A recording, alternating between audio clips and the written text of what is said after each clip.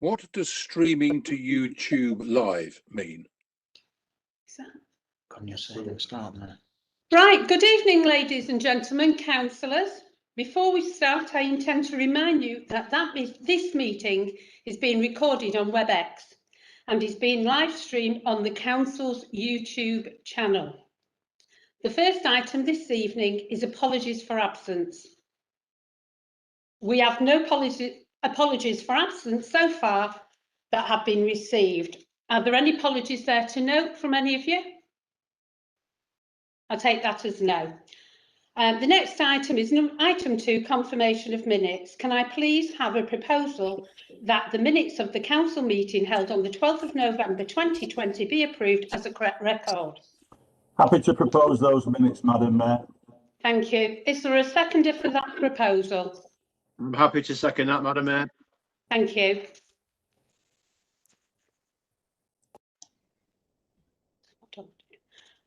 The next item is item 4. What? Sorry. Jumped. Oh, right. Sorry, it's on the back. Technical issues on behalf of the Mayor, jumping pages to get you home quite quickly. So, does anyone want to comment on the factual accuracy of the minutes or the proposed an amendment? Take that as no. Would those members present at the meeting on the 12th of November who are in favour of confirming the minutes as a correct record, please indicate? John to raise the hand, yeah. Could you raise your hands, please? And put your camera on. And put your camera on. It's all questions.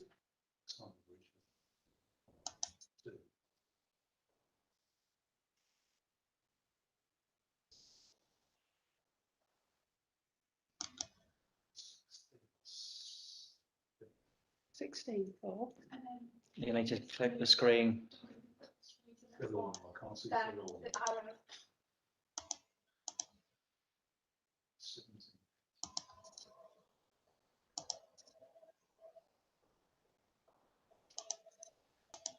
Sean's indicating that with a hand.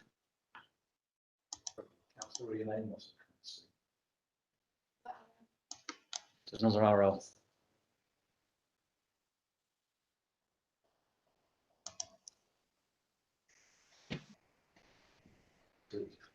Thirty-four, 35, 36.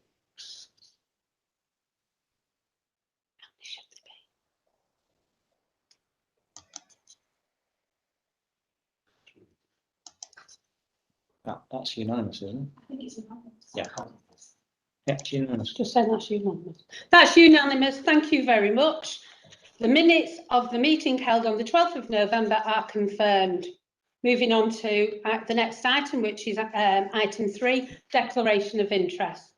As this is the budget meeting, I need to remind you that on the 6th of September 2012, the Council passed a resolution granting a dispensation under Section 33 of the Localism Act 2011, enabling all councillors to speak and vote on issues relating to the settings of the council tax unless any member is disqualified from voting under the provision of Section 106 of the Local Government's Finance Act 1992, because they are 2 or more payments in arrears with their council tax. Councillors do not therefore need to individually declare an interest in the agenda item 9 just because they are council taxpayers. On that basis, do any members or officers have any interest to declare on any item included on the agenda for this meeting? We need to go across the screen, Duncan, so we can see everybody. You need to move across the screen.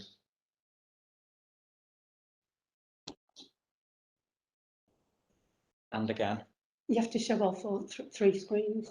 Okay, that's fine. So nobody's declared an interest, so that's fine. If you wonder why it's taking such a long time, councillors, because we have to flick through 3 screens to see all your comments if anybody makes any. So that's why it is. We'll now move on to item 4, announcements. There are no announcements this evening, so we will move on to the next item. Item 5, public questions and statements. However, there are no questions from members of the public this evening, so we'll move on to item 6. Questions on notice from councillors. Again, there are no questions this evening, so the next item is a report of the council's pay policy statement 2021 to 2022. So that is item 7. Councillor Henderson, will you please introduce the report and propose the recommendation? Thank you, Madam Mayor. The report is before members. The purpose of the report is to consider the council's pay policy statement for 2021-22 financial year in advance of it being published on the council's website. The Localism Act 2011 requires the council to prepare a pay policy statement, and they should be approved by the full council. First statement was prepared, approved by the council at the meeting 2012 and every year since then. So therefore, Madam Mayor, I move the recommendation at 3.1. Seconder for this proposal? I'll second that, Madam Mayor. Thank you. Are there any comments, questions or amendments? I need to go to the next screen, Duncan.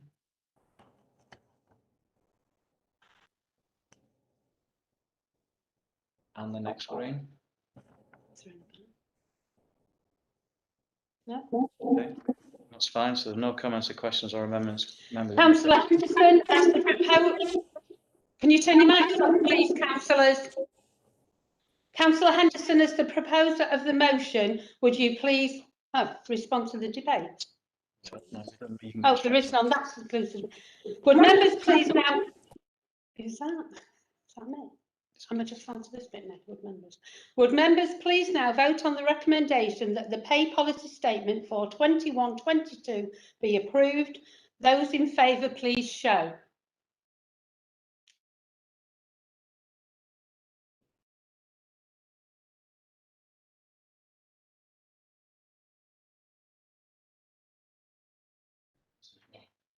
Yeah, it's unanimous.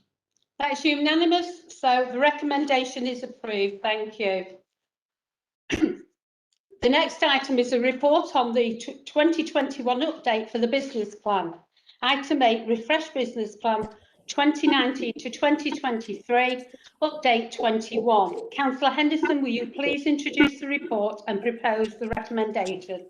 Thank you, Madam Mayor. Once again, the report is in front of members.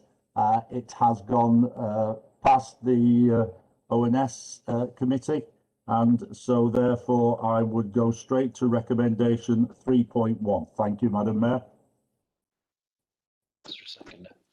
Is there a seconder for that proposal? I'll second that, Madam Mayor. Thank you, Councillor Vincent.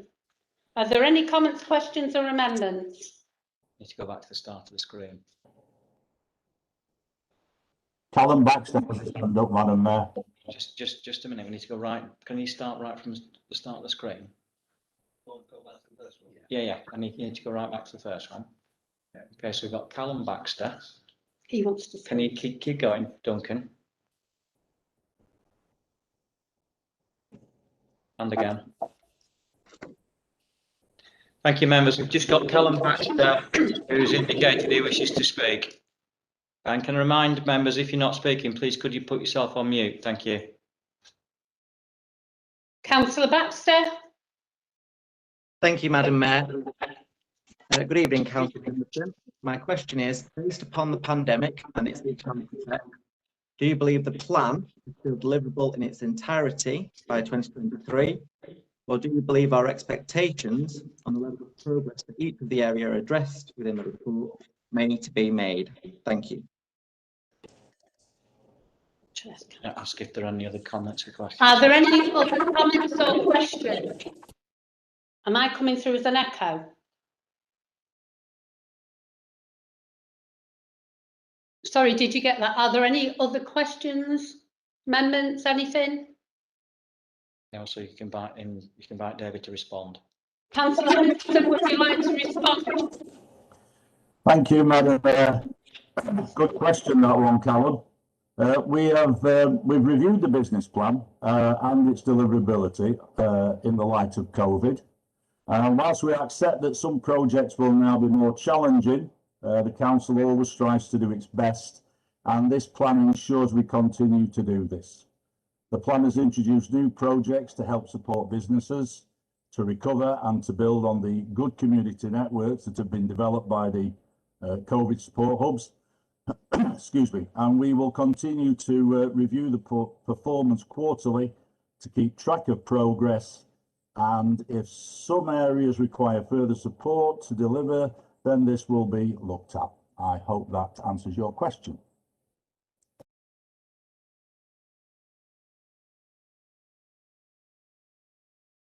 That concludes the debate. Oh, that concludes the debate. Would members please now vote on the recommendation that the 2021 update to the business plan for 2019 to 2023 be approved? Those in favour, please show.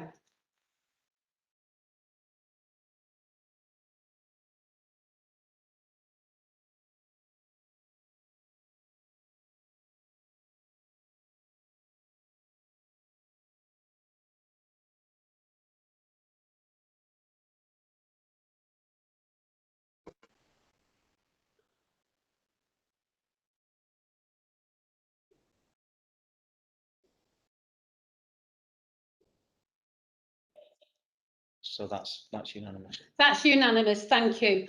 I think some of the councillors haven't turned the mics off while we're speaking, so we're getting a dreadful echo. Could you ensure you all turn your mics up unless we ask you to speak? Thank you.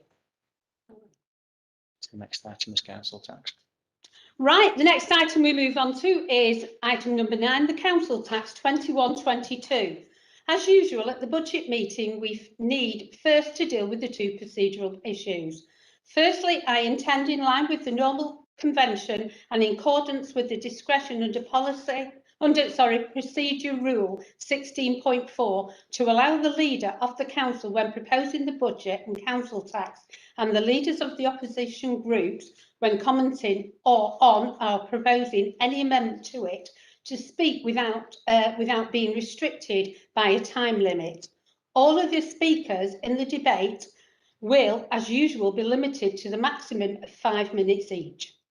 Secondly, I would also propose that the procedure rule 16.6b be suspended to allow a single debate to be held on the budget, including any amendments proposed to it. Would you please indicate whether or not you agree to the suspension of 16.6b to enable us to have a single debate on this item? Those four. Those four, put your hands up. Okay, that page, everyone, can you go to the next page, Duncan, please? Just to make the...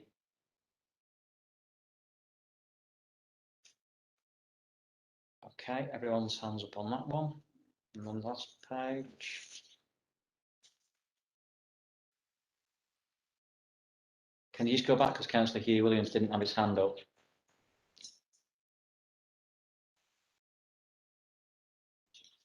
Oh, his hand's up now, that's fine, that's unanimous, that's unanimous. That's unanimous.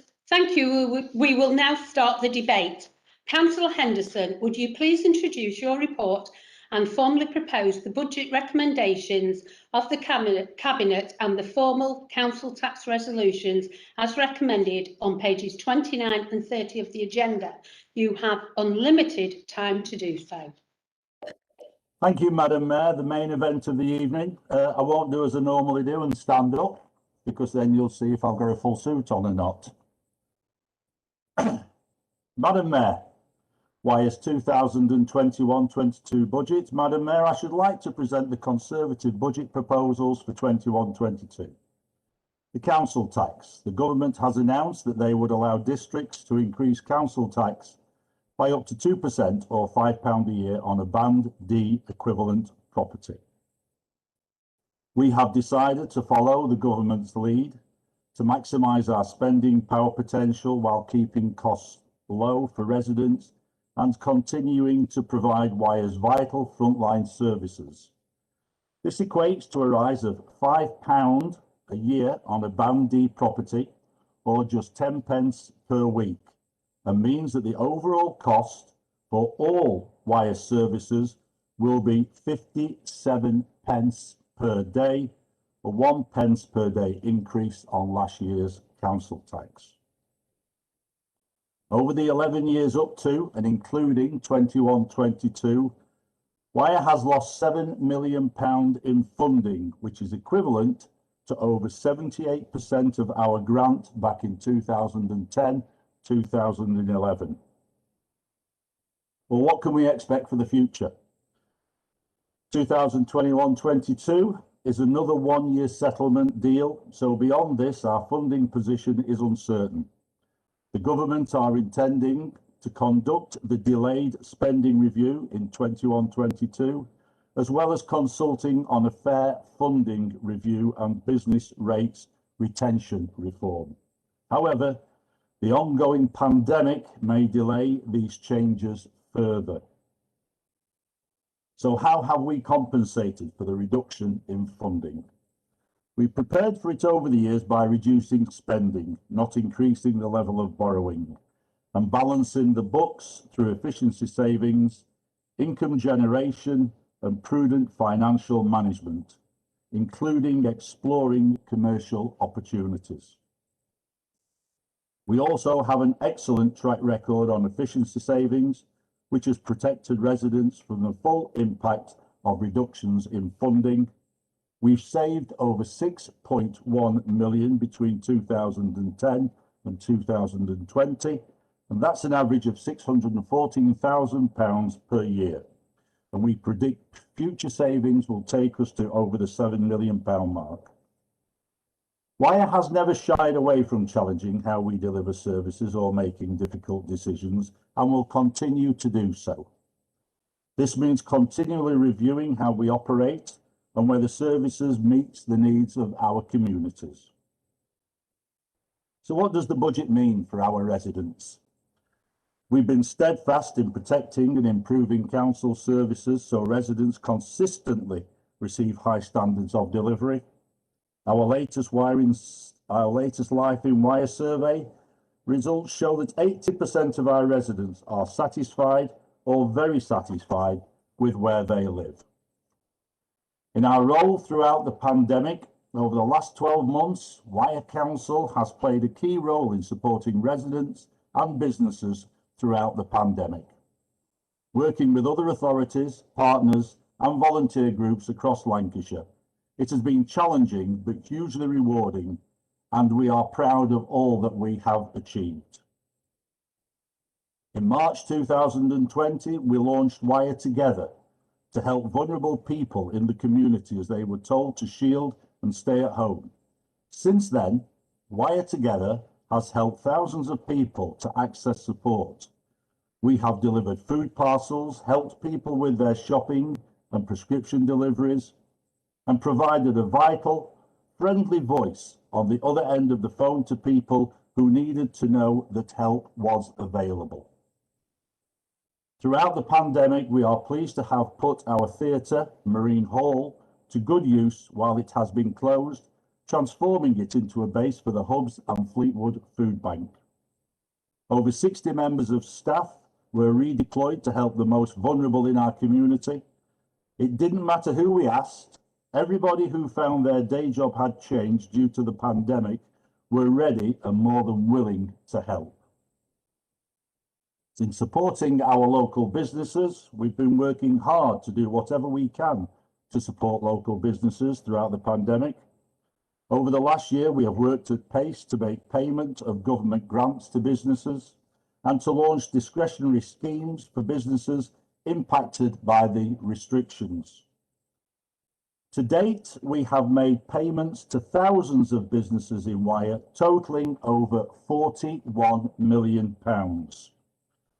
We have also been working with the Health and Safety Executive to help different types of businesses across Wyre become COVID secure, carrying out spot checks and providing advice and guidance to help businesses operate in the safest way possible.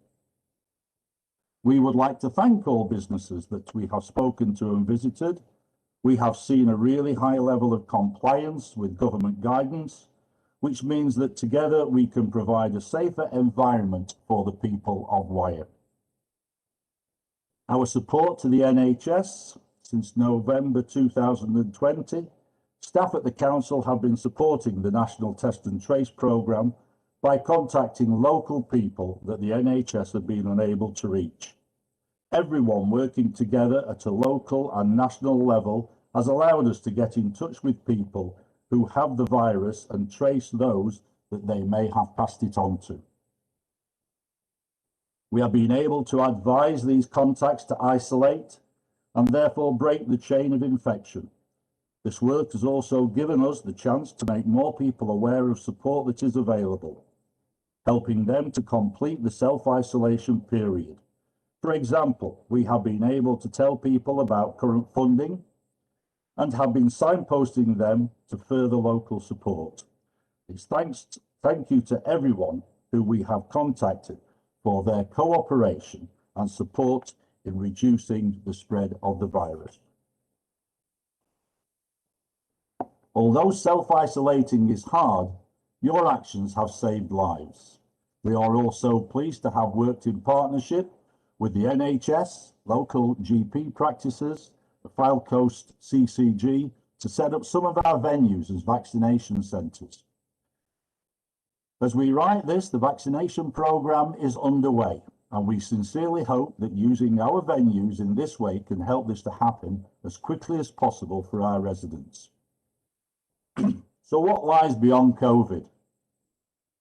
Taking action on the climate change. We've committed to act on climate change and have taken a number of measures to help reduce the impact on our environment.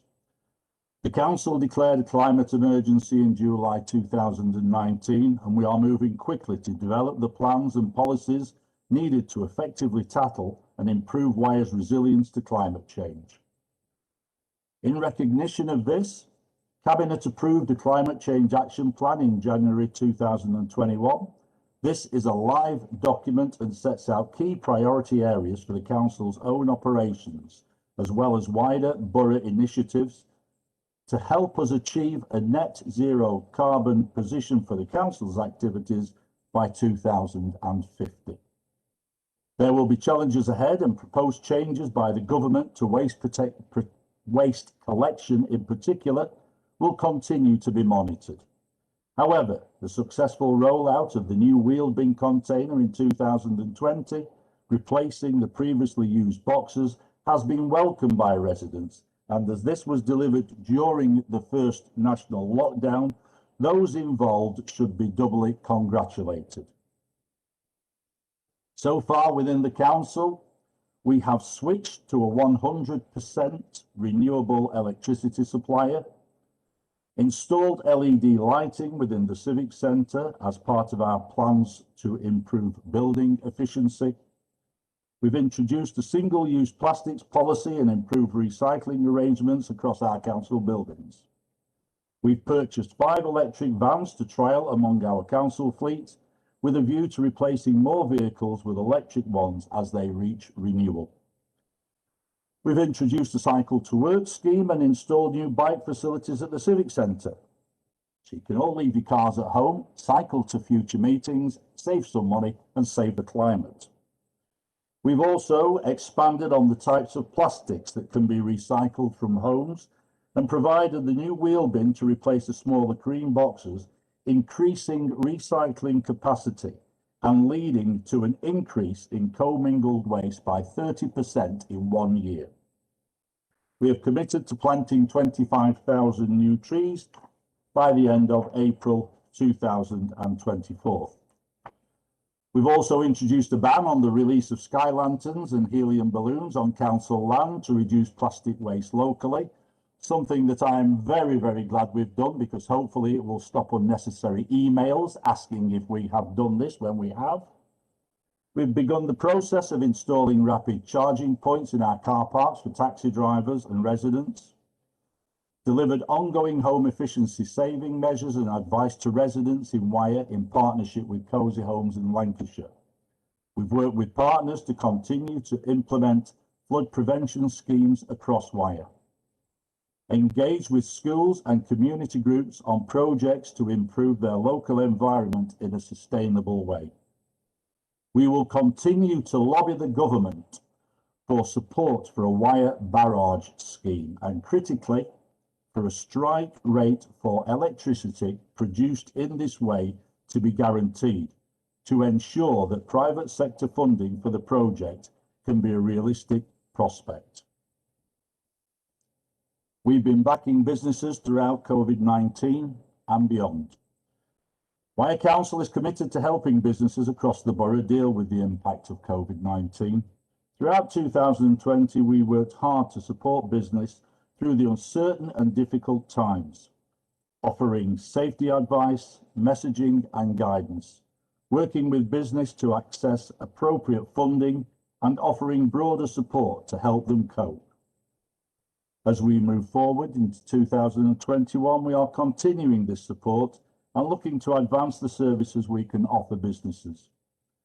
We want to enable businesses to succeed and indeed thrive in 2021-22, despite the difficulties, and we are committed to doing all we can to ensure that this happens. We have set aside £300,000 in our 21-22 budget for a new town centre strategy fund to help support business recovery in key economic areas in the borough. This builds upon the council's business plan goals, which include supporting businesses to grow and prosper and collaborating with our partners to create vibrant town centres. The new Town Centre Strategy Fund will play an important role in kickstarting the essential post-COVID-19 recovery process and will help to empower communities to determine their own local priorities.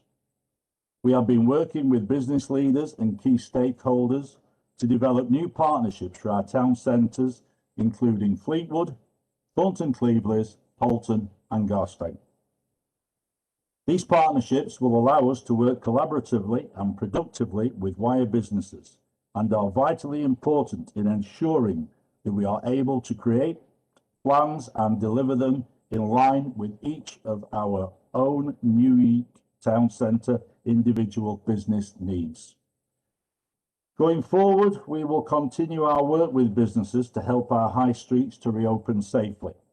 The core part of this will be the delivery of a digital support package for businesses across the borough, equipping them with the tools, training and confidence to be able to utilise digital marketing, which will help them to improve resilience and provide more opportunities in the face of restrictions.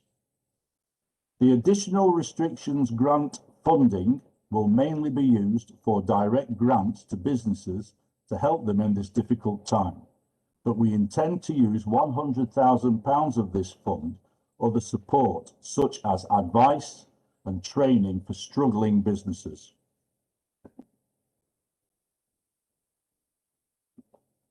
The Hill House Technology Enterprise Zone in Thornton, £50,000 will be set aside in the budget for infrastructure, and that will include any funding that may be needed to support the next stage of investigation of the viability of the tram link from Fleetwood to Thornton, the Enterprise Zone, Poulton and Blackpool. An important link that we have always supported and which will continue to support as part of our jobs, infrastructure improvements and cleaner travel agendas. The Enterprise Zone, which is a key project in our business plan, will benefit from investment worth millions and government support to expand, creating jobs in the area and attracting greater awareness of the wider borough's potential for growth. We will continue to support the rollout of full fibre broadband across Wyre and have signed up to the cooperative network infrastructure working with Blackpool Council, which will allow organisations to access the direct gigabit cable fibre optic service at attractive commercial rates. Investing in Wyre and working with our partners. Poulton's Vicarage Park, Hawthorne Park and Wyre Estuary Country Park in Thornton, and Fleetwood's Memorial Park have all received Green Flag Awards for another year. Ferry Beach and Marine Beach in Fleetwood, Rossall Beach and Jubilee Beach in Clevelys have all been awarded Seaside Awards for another year. Wyre is extremely successful in securing funding from external sources such as the Environment Agency, coastal communities and Heritage Lottery, which allows us to keep investing in the borough. In 2021-22, 86% of our capital spending will be financed by external grants and contributions. Examples in 2021 and 21-22 include £4 million better care funding over 2 years to deliver disabled facility grants, providing adaptations to enable people with disabilities to live at home more independently. We were successful with our £1.7 million Heritage Action Zone bid for Fleetwood and have started to progress the delivery plan, which includes physical improvements to buildings, community engagements and cultural activities. £500,000 in 21-22 for Fleetwood Heritage Action Zone. £500,000 for the Market House Studios and outdoor markets at Fleetwood. £1 million to complete the Mount restoration in Fleetwood. And again in Fleetwood, we are facilitating a multi-million-pound development of a new fish and food processing facility at Fleetwood Docks, thanks to Wyre Council securing a government grant of £4 million, and with financial support from both Lancashire County Council and ourselves to acquire the completed development. There will be £4.2 million for coastal defence work, including phase 1 of the new Wyre Beach Management Scheme, which should lead to future phases totalling in excess of £40 million, protecting homes and businesses in the borough. Our Wyre Community Lottery, launched in 2020, has gathered momentum, and we have around 40 community groups signed up already, with almost £30,000 raised for good causes so far. The council supports this with free officer time, and following the positive launch, we hope to see it go from strength to strength. So I hope you've all signed up, fellow members. Having delayed the launch owing to the pandemic, we will be going live with our Citizens Access Portal in 2021, which will allow Wyre residents and businesses access to service online 24 hours a day, 7 days a week. This will enable those who sign up to receive electronic bills, which is better for the environment, book services, check the status of any payments due to them, and report local issues and track their progress.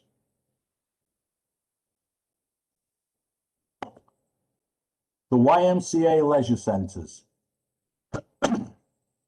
There has, since the first COVID lockdown commenced, been unfounded speculation as to the reopening of all the centres, particularly from Fleetwood's Labour MP and councillors.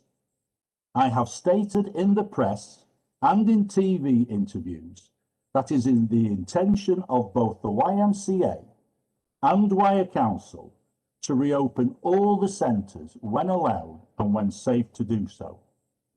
We have been working very hard behind the scenes continually since the day we were told to close these centres. Now I can tell you that the dates put forward for reopening are Thornton and Garstang Leisure, the 12th of April, Fleetwood and Garstang Pool, the 1st of May, and Poulton looks to a date of the 1st of September, as this is due to the possibility that the Poulton site may be used as a COVID lateral testing centre. If that is confirmed that it is, then it will be used for a COVID lateral testing centre, which I'm sure you will all agree is the most important thing at the moment, and then when it can be reopened, it will be. Up to lockdown, Wyre Council subsidised the leisure centres to the sum of £148,000 per year. Since lockdown last March, we have increased our subsidy so far to £980,000. The budget report to Cabinet in February included another £500,000 subsidy. And following a successful bid to the Government Leisure Recovery Fund, this subsidy will now increase to £720,000, which includes £20,000 for marketing the leisure facilities. This brings the total made available to the YMCA to £1.7 million in 1 year.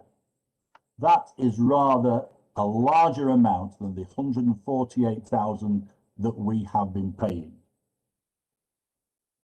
This figure is clearly not sustainable, and the council taxpayers of Wyre would surely question it.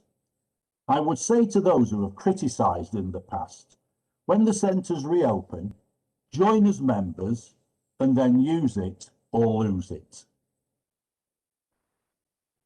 In protecting our vulnerable residents, we have committed for the 8th year running to protect our most vulnerable residents by limiting the contribution to the localised council tax support scheme for those previously on full benefit to 8.5%, which is significantly lower than neighbouring local authorities. The Citizens Advice Bureau will continue to receive funding from Wyre at the same level to support their free debt advice service, which helps those affected by welfare reforms.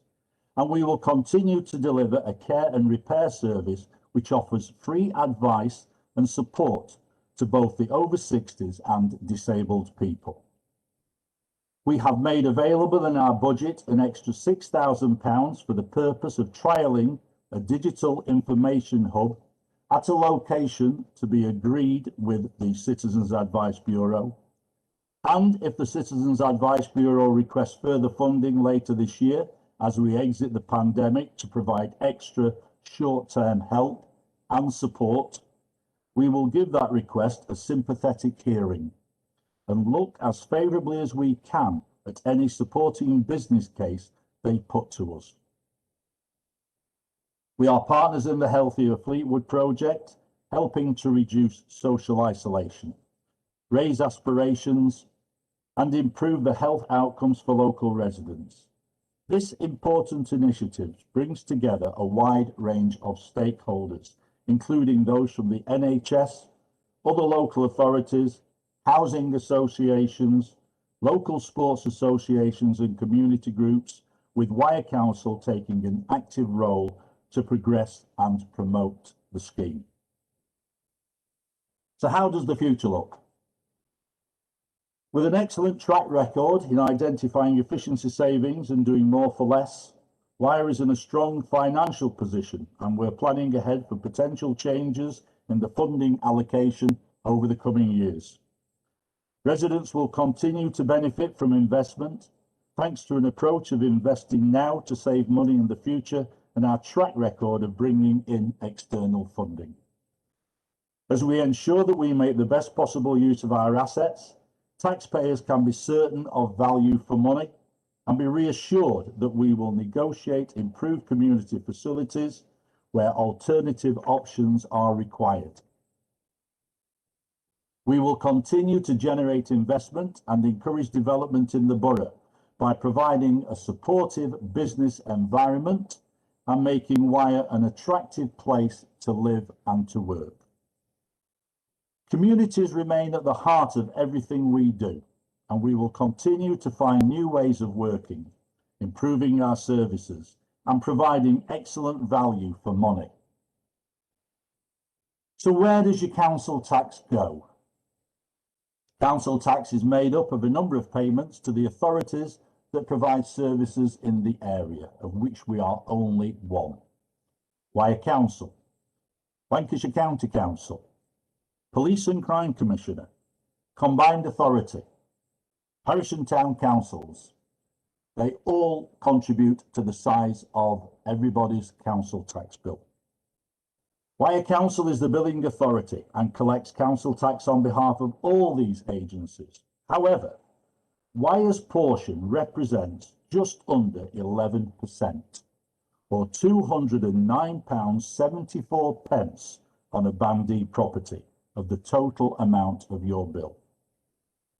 Here's a comparison to consider. Conservative Wyre's portion of the total tax bill is 10.7. Labour's Police and Crime Commissioners is 11.5. Conservative-led Wyre Council deliver a lot for just 57 pence per day. Madam Mayor, I must give thanks not only to Claire James and all her finance team, but also to the staff here at Wyre Borough Council for the excellent work that they all do, especially during a most difficult last 12 months. Madam Mayor, this budget keeps Wyre Council in its rightful place as a top performing council within Lancashire. And I commend this budget and the recommendations at points 3.1 to 3.4. Thank you, Madam Mayor.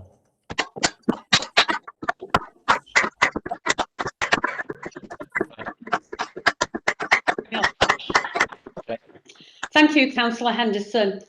Have we got a seconder for the proposal? Yeah, I'm happy to second that, Madam Mayor, and reserve the right to speak. Thank you, Councillor Vincent. Councillor Fail. Councillor Fail, you now have an opportunity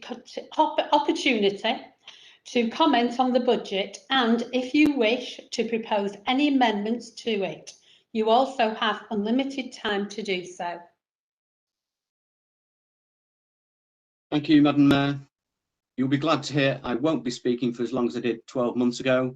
Otherwise, you might all be reaching for your mute button, turning off your video and going for a cup of tea. That's the great thing about the council chamber. Councillors can't do that. You have to sit there and suffer.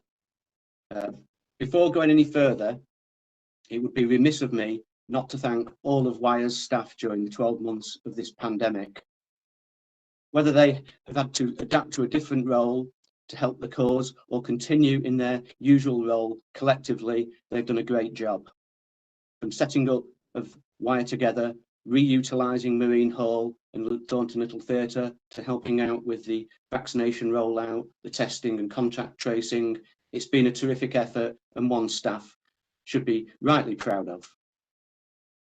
The support of the vulnerable as a council and a community has been a shining moment at a time of gloom and despair. There are, of course, lessons to be learned, good and bad, and let's hope if a new virus emerges in years to come, then we'll all be better prepared. We need to be. And where councils have expertise, such as in contact tracing, that should not be cast aside to allow untried private companies to profit. A lesson learned counted in deaths. And another lesson learned counted in deaths is the protective ring that government said was placed around our care homes, but was conspicuous by its absence, a scandal resulting in the premature deaths of many thousands. This pandemic has highlighted existing inequalities in society and exposed frailties in our systems. Pandemic has, however, shown we can make a real difference if we put our minds to it. It has to be hoped that when we come out of this pandemic with a better understanding of society and its needs, and wouldn't this pandemic have been easier had poverty and homelessness not existed in the first place?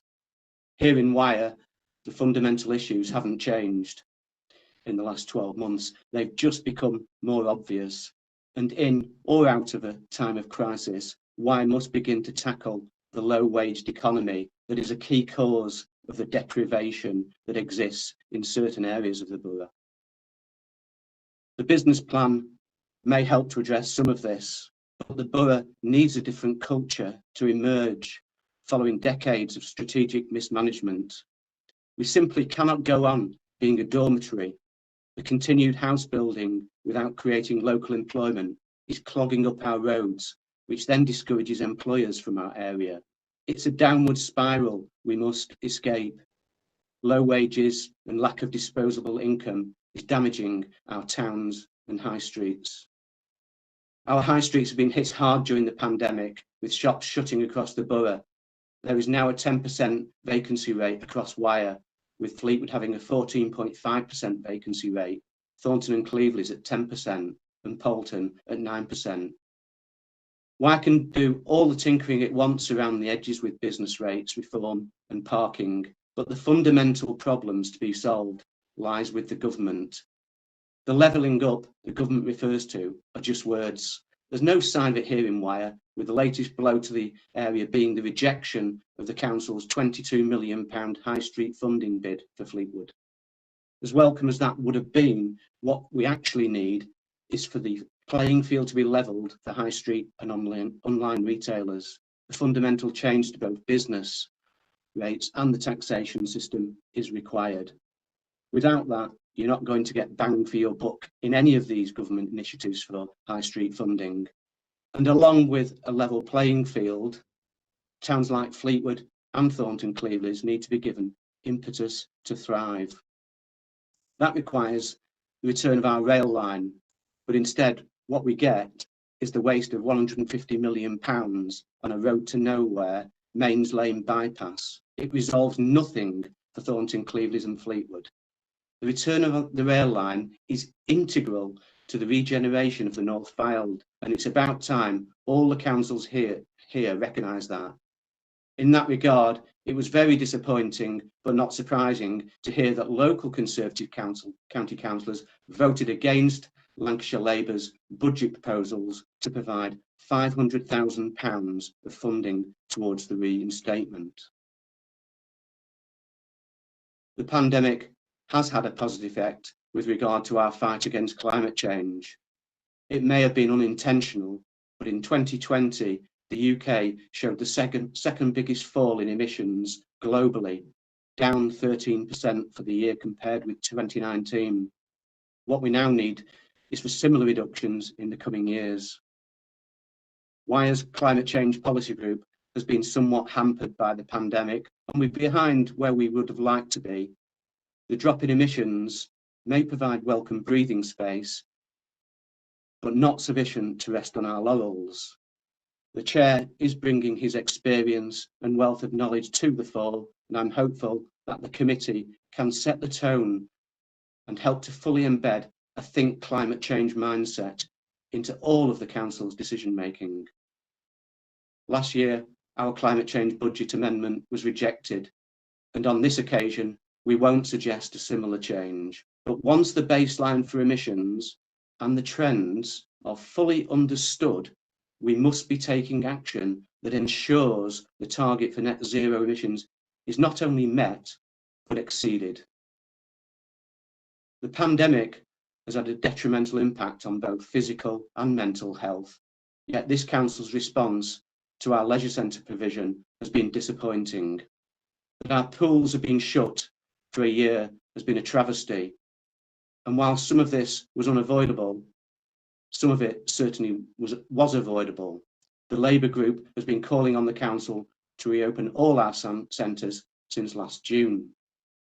The Cabinet's November decision not to reopen Fleetwood and Poulton's pools and gyms didn't go well, did it? After it quickly emerged that the decision was based on dodgy data, a U-turn or partial U-turn was inevitable. Clearly the centres have been shut for good reason in recent months, but we do welcome the announcement to reopen the gyms at Thornton and Garstang from the 12th of April, and the gym and pool at Fleetwood and pool at Garstang from the 1st of May. If that had not been forthcoming, then you could have expected a budget amendment to ensure our pools and gyms reopened immediately.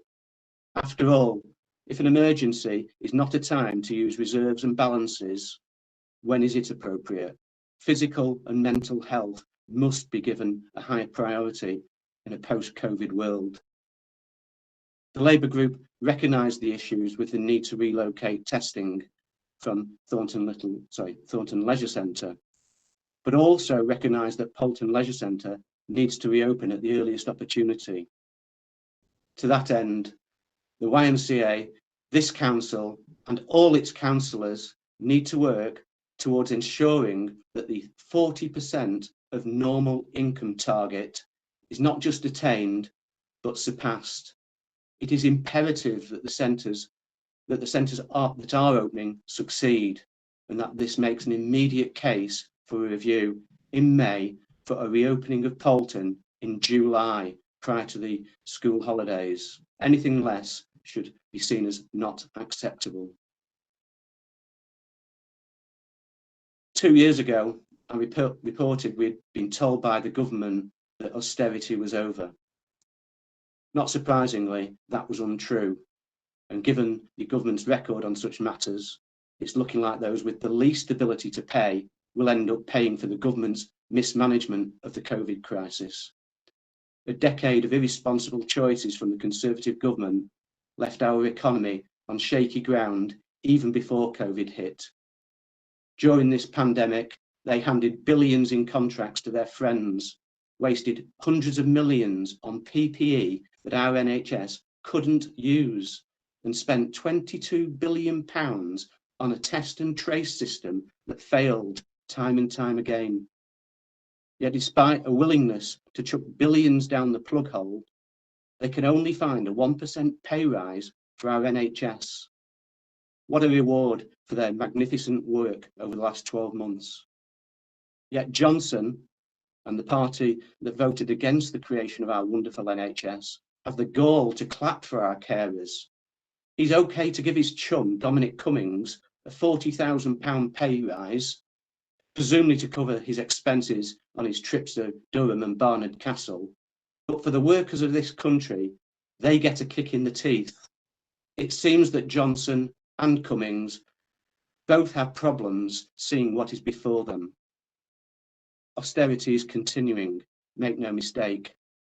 The rest of the public sector workers can expect a pay freeze. Yet again, the cost of recovery from a financial crisis paid for by ordinary, hard-working people.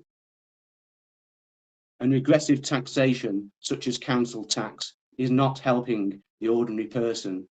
This year's funding settlement continues the Conservatives' government trend of making councils ever more reliant on council tax to fund services.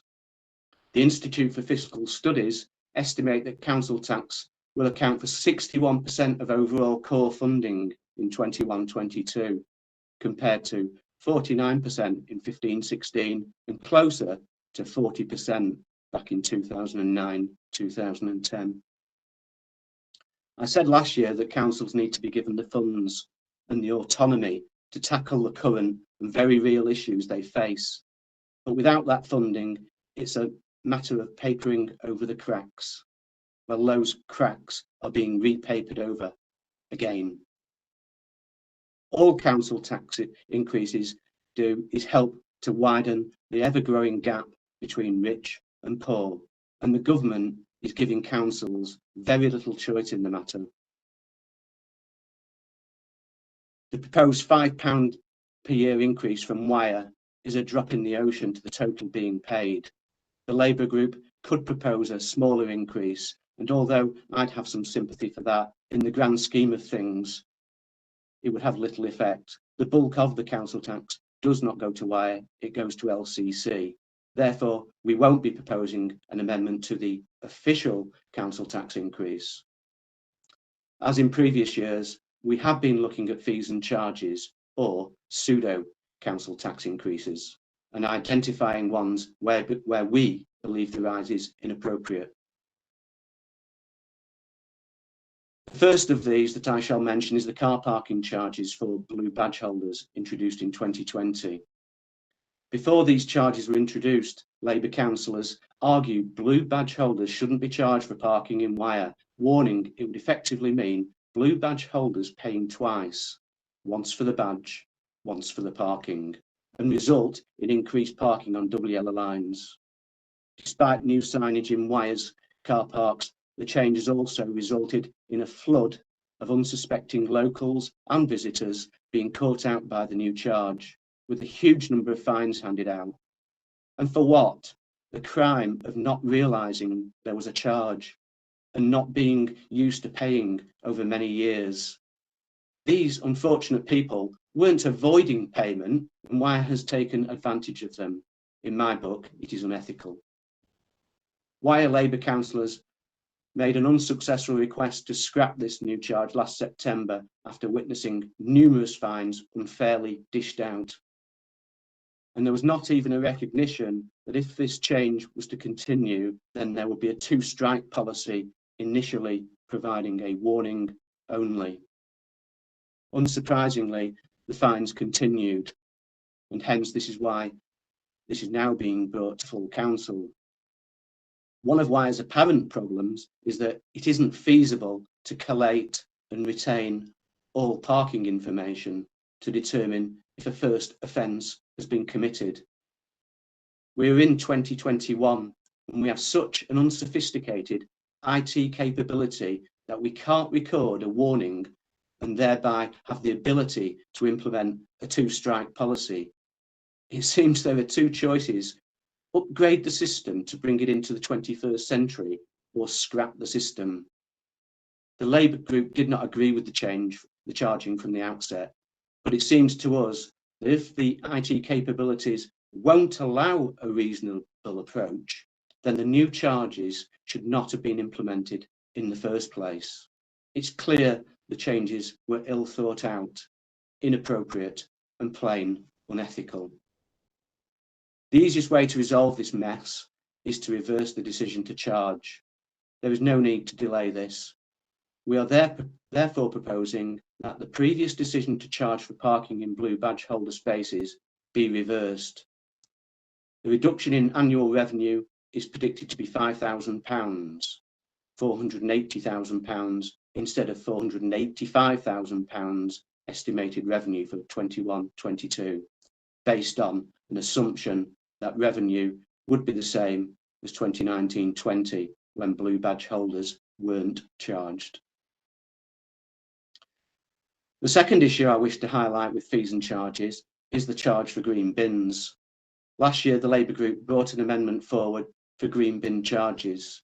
The problem last year was the inconsistency of the charging: £30 if you paid by direct debit, or £35 for any other method of payment. Sadly, apart from the Labour councillors, everyone else seemed to accept this unfairness.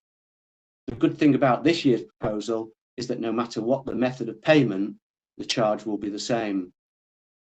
So some of what was said has been taken on board, but last year we had a near 17% increase for those not on direct debit, and sadly again this year we've got a near 17% increase for those on direct debit.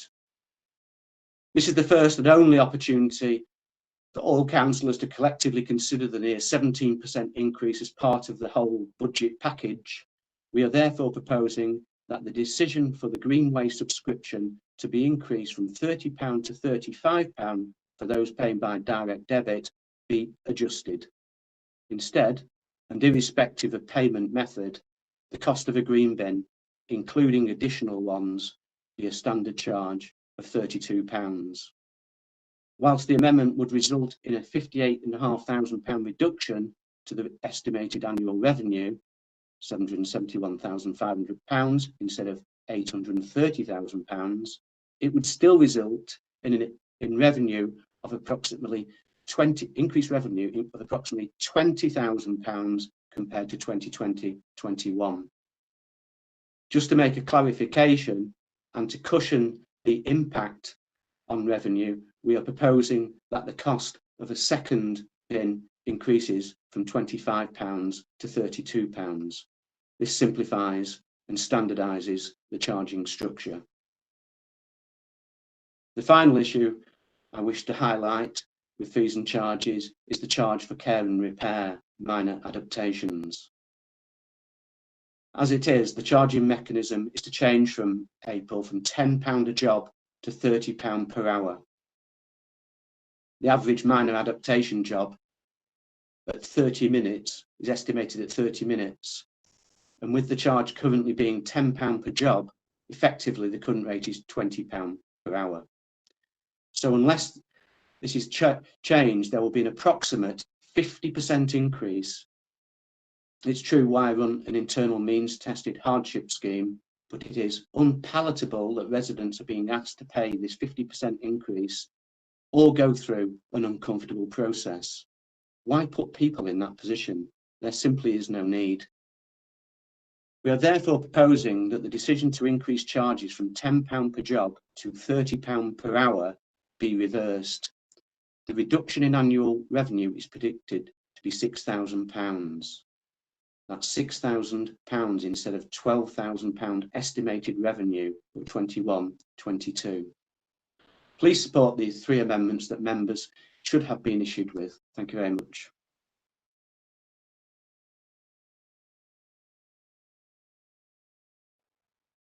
Thank you, Councillor Fail. Is there a seconder for the amendment proposed by Councillor Fail? Yes, Madam Mayor, I'd like to second that and reserve the right to speak. Thank you. Councillor O'Neill. Councillor O'Neill, you now have an opportunity to comment on the budget, and if you wish to propose any amendments to it, you have unlimited time to do so. Thank you, Madam Mayor. Good evening, members. Firstly, I think, like Councillor Fail said, it's a huge well done to the council, the officers, the staff, the members, the community groups, everyone with the response to the pandemic. I think it's just an outstanding response from everybody, and everybody deserves a pat on the back for that. It's fantastic. One thing that stood out to me during the first lockdown was how all the recreational areas and everything were kept spick and span. All the grass was cut every week, all the bins collected. It was a tough time, that, and for everybody to have somewhere to go and exercise, I thought was amazing, because you really did keep on top of everywhere in the borough, and that was fantastic. The vaccination programme, massive success. The food hubs, the testing facilities, it's just all told, well done to everybody. With regard to the budget, I think when you look at the council tax and a £5 increase on a Band D property, it's nothing for Wyre Council, considering the work that's done. I think when you split it down between the police, LCC and everybody else, it's great that we're starting to see extra police in the borough. It's really pleasing to see, so it's nice to see that money's going in the right area, because we do need extra policing. Obviously there's a lot of things been going on with antisocial behaviour and general fly tipping and things like that, so it is nice to see a better police presence around. I think when it comes to LCC and the obviously percentage that they take, the roads in our borough are an absolute disgrace, and I think between us at this council we do need to put more pressure on Lancashire County Council to fix these roads. They're an absolute disgrace at the moment. We do need to take it up with them as a council. I've got reserved excitement with regard Project Neptune. It looks a great positive move for Fleetwood. Like I say, I think we can all look forward to seeing what comes of that. I can't hide my disappointment in not securing the town centre funding, and I think we just need to pull our socks up and try again as a council and see what we can get. I think the money put aside for the town centre strategy is a good move, to look at all town centres in the recovery process from COVID. I think when it comes to putting a budget together, it's nice to know what you're looking at going forward, and at the moment as a council we don't seem to have any idea of what kind of funding we're looking at for years ahead. So to plan ahead becomes very difficult.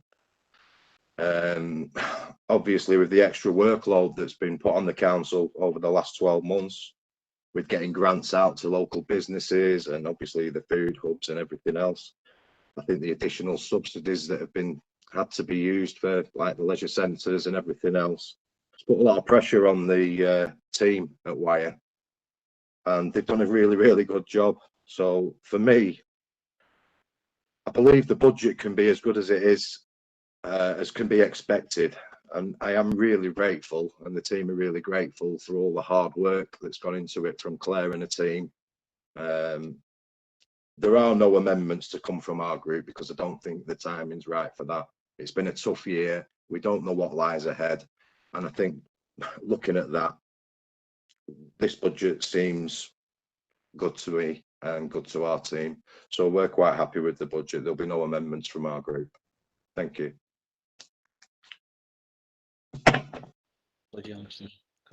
Councillor George now. Thank you, Councillor O'Neill. Councillor George, you now have an opportunity to comment on the budget, and if you wish to propose any amendments to it, you have unlimited time to do so. Thank you, Madam Mayor, and good evening, members. I'd like to just take this opportunity to say thank you to everybody that has put the budget together. Please excuse the crowd in the background. Everybody that's put the budget together, everybody that's worked hard throughout this pandemic. I think throughout all of us that have managed to speak, we've all had one united front on how hard the staff and everybody at Wyre worked during this pandemic to keep everybody safe and to save lives ultimately. The work that Fleetwood Together have done, for example, is absolutely fantastic and must be commended. All of the officers, whether they've been involved in the budget or not, everybody has done their best throughout this, and I'm not going to bore you all. I just wanted to take a moment just to explain that I'm really, really pleased with what's gone on, and thank you for all of the hard work. And there won't be any amendments from me because the pandemic has absolutely floored us all, and throughout that they've still managed to put a budget together that has been well thought out, well put together, and to be quite honest with you, a £5 increase, I don't have an issue with that at all. Thank you. Councillor George. No, thank you. Thank you, Councillor George. Are there any other amendments? You need to flick across the screen.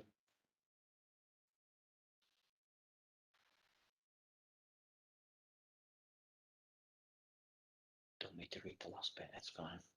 Yeah, don't so I go to the broadcast session. I'm just going up to the Yeah. that paragraph. Ready? Yeah. Yeah. At this point, I'm going to adjourn this meeting for 15 minutes. This will provide an opportunity for each political group to discuss the amendments that has been made and proposed. Before returning to this meeting for the debate, the Democratic Services Officer will now move you into a virtual breakout room for your group. You will need then to accept the invitation to join the breakout room that will appear shortly on your devices, and you will be brought back to this meeting at the end of 15 minutes. Thank you, councillors. Mute us, Duncan.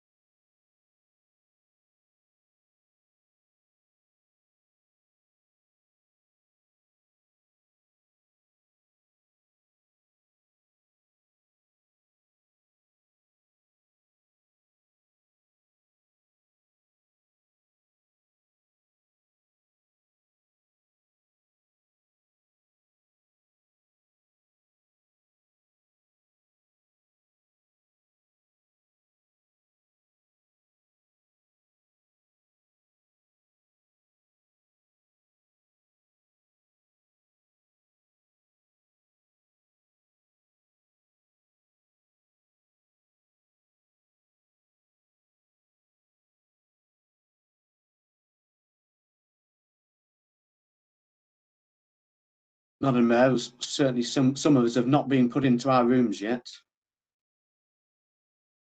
Just have to have a little patience while we move forward. There's such a lot of you to move. Right, okay. Just checking. I'm not leaving you out.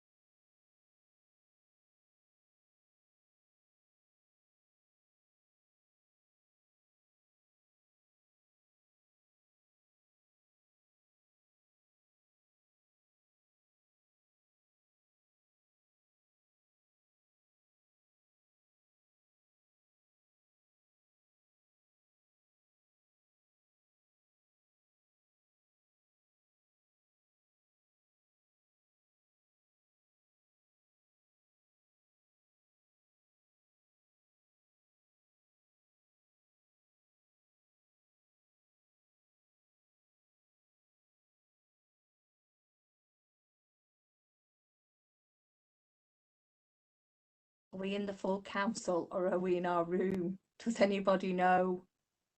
I think this is the full council. Yeah, That's we are the great. only ones who were prepared. Now to the video again, recording. Are we all back? Members, you'll be brought back now in sequence, and I'd just like to remind you that you are back on YouTube and we're streaming live. So I just wanted to make you aware of that. Thank you. Okay, Duncan. Duncan, ready?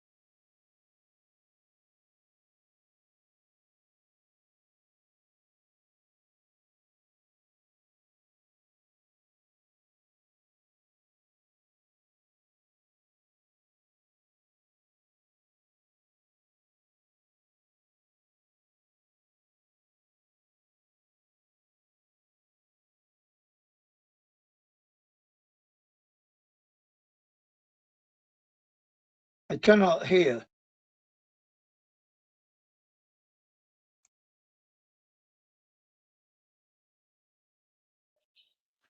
Ready to go?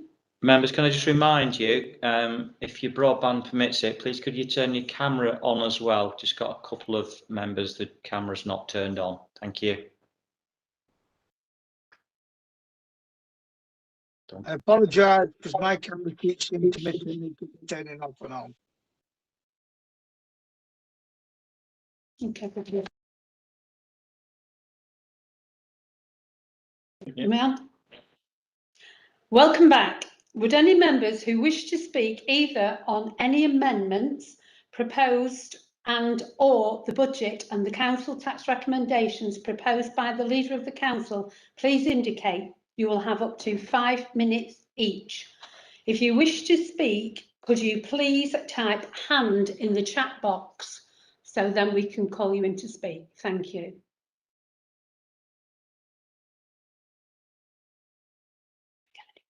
Anybody yet?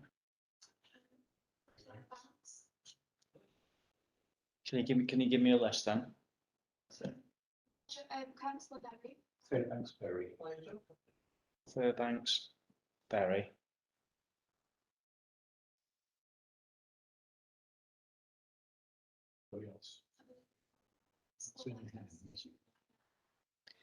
Okay, we'll invite Beavers. Who, sorry? Beavers. Bridge. Bridge. No?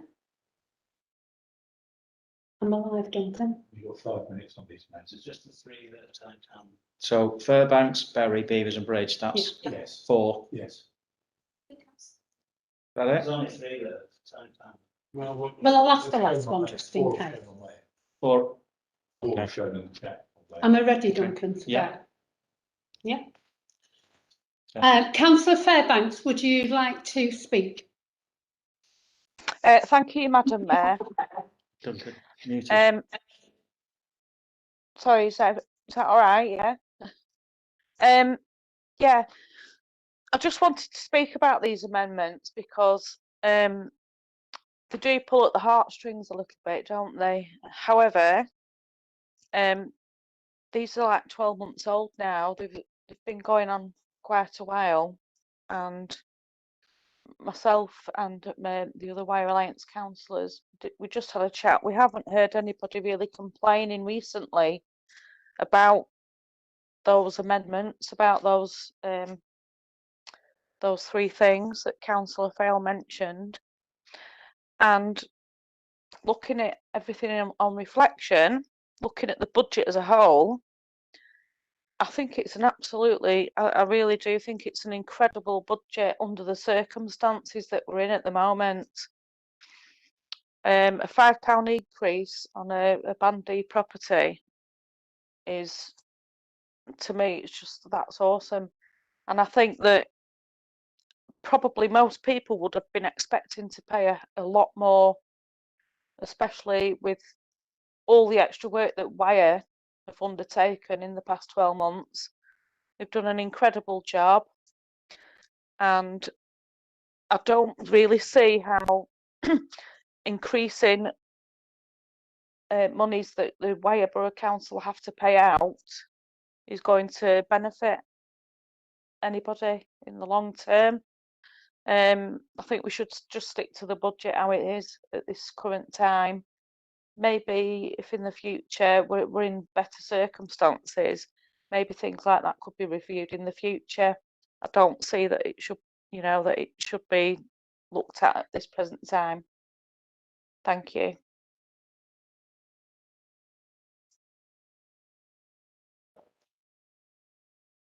Thank you, Councillor Fairbank. Can we now have, please, Councillor Berry? Thank you, Madam Mayor. Good evening, colleagues. I'd just like to speak about the two amendments made by the Labour group. Firstly, as regards blue badges, Wyre councillors consistently provided more spaces for people who had disabilities in our car parks above the national average and above the national recommendation.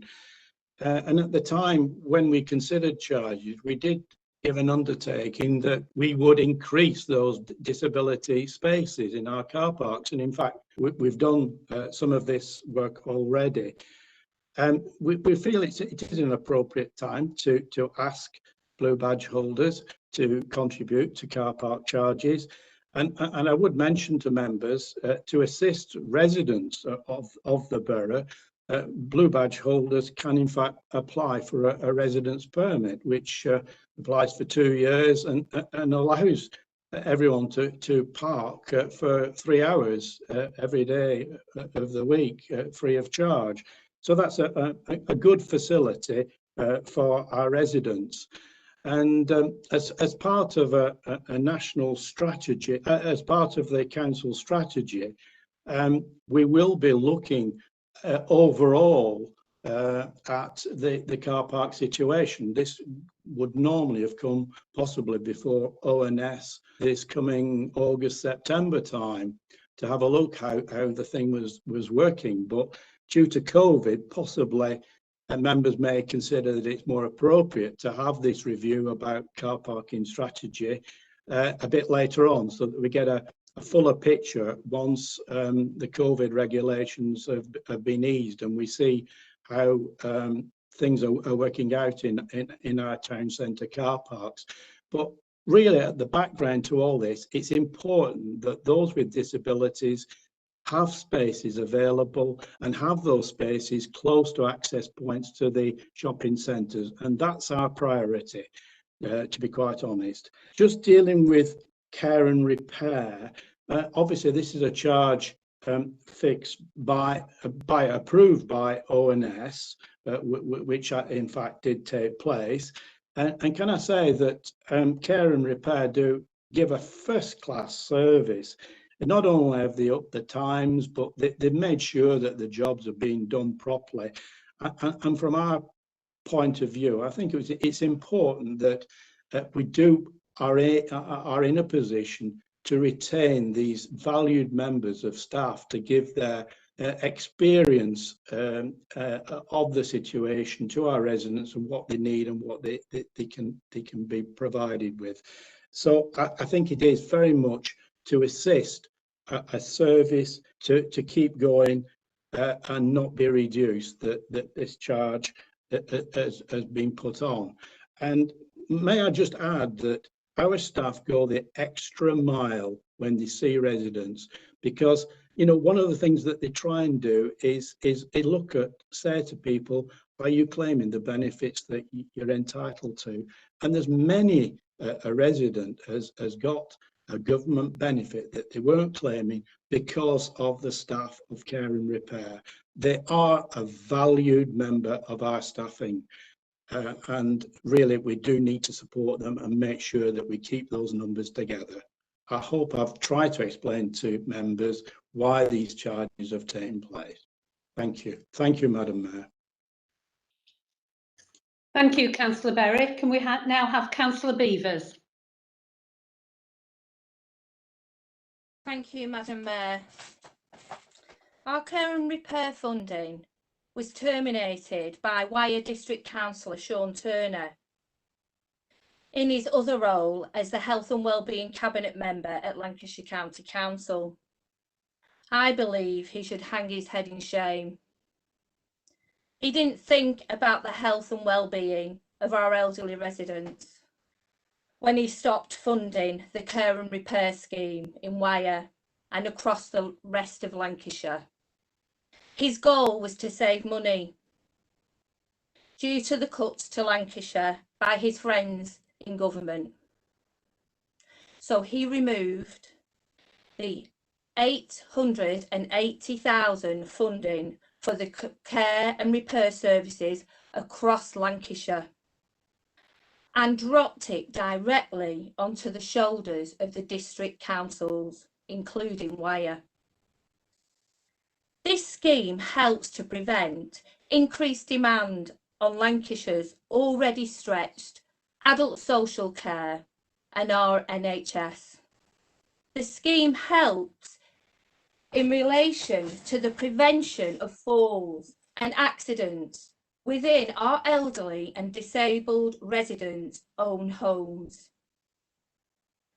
The proposed increase in charges to £30 an hour will, in my opinion, only increase the health inequalities in communities like mine. There is a hardship fund, but this process of means testing residents will be uncomfortable and embarrassing for many who have worked hard all of their lives and are now struggling to maintain their properties due to old age, illness and financial constraints. The 50% increase will have a knock-on effect. It will result in more falls and accidents within the homes of our elderly and disabled residents. On this issue, we ask that the council doesn't increase the hourly rate to £30 an hour. Green bin charges. We, the Labour group, believe that the increase in the green bin charges needs reducing from the proposed increase of £35 to £32 and standardising so all bins cost the same. And residents with the bigger gardens who may need more than one bin should pay the same as everyone else. The council will still receive an increase in revenue of approximately £20,000 and the burden of even more extra taxation on the people of Wyre will be a little less, especially in these uncertain times when many of our residents have reduced incomes. The people of Wyre are already paying more for less because of this government's underfunding of our region for the last 11 years. So let's make things a little easier and start easier for the people of Wyre when it is within our power to do so. Car parking. Now don't get me even started on this. Don't get me started on the charging of the disabled blue badge holders in our council-owned car parks. What kind soul thought this one up? that the disabled who already have difficulty accessing services and shops and have already applied for the privilege to park in more accessible areas by paying for the blue badge and filling in mountains of paperwork and providing Councillor evidence Beavers, you've now got 30 seconds. healthcare workers and everything else being charged again on every level. Sorry, you've lost me. I'm starting again. We need to reverse this decision and to stop trying to make extra money out of our most vulnerable members of this community. This isn't what I signed up to do when I became a councillor, and I'm assuming that neither of you did either. So to sum up, I have empathy with this council, and I understand that we are being smarter from the Conservative government. I've seen the cuts to our police services imposed on Councillor Beavers, you've had your 5 minutes. Can you please stop? Thank you. No. Yes, thank you. The next speaker is Councillor Bridge. Would you like to come forward, please? Thank you, Madam Mayor. First of all, can I just say a thank you to Councillor O'Neill. That was quite heartfelt, and I've seen up close, obviously, being my responsibility about the people getting out there, keeping our parks clear, clean, the streets, the bins emptied. They've had a really, really tough time. Proper front of house jobs that have been so essential, and they've carried out so well. We have such a fantastic workforce. I'm so proud of them, and we saw how well they worked during the pandemic. I just wanted to talk about the green bins. The Labour proposal. Well, first of all, the green bins lose money. They cost us. We have to subsidise them. Even up at £35 each, there is a subsidy. So I don't know where Councillor Fale thinks we're going to get the extra money, because I didn't hear anything, any suggestion about where he was going to save money elsewhere. I don't know, maybe he wants to look down the back of the couches in the retiring room. But one final thing I would like to say is that, and I think this would be quite interesting to the last speaker, Councillor Beavers. She said that the County Council had cut £800,000 across Lancashire from one particular service. Well, we only have the green bin charge because they cut nearly £1 million just from Wyre, and that's why we have to charge. So when it comes to cuts, I'll be a bit careful what I had to say. We are being responsible. What we are doing is we are trying to keep the council on even keel so that we can carry on giving the service that our Wyre Borough people deserve. Thank you.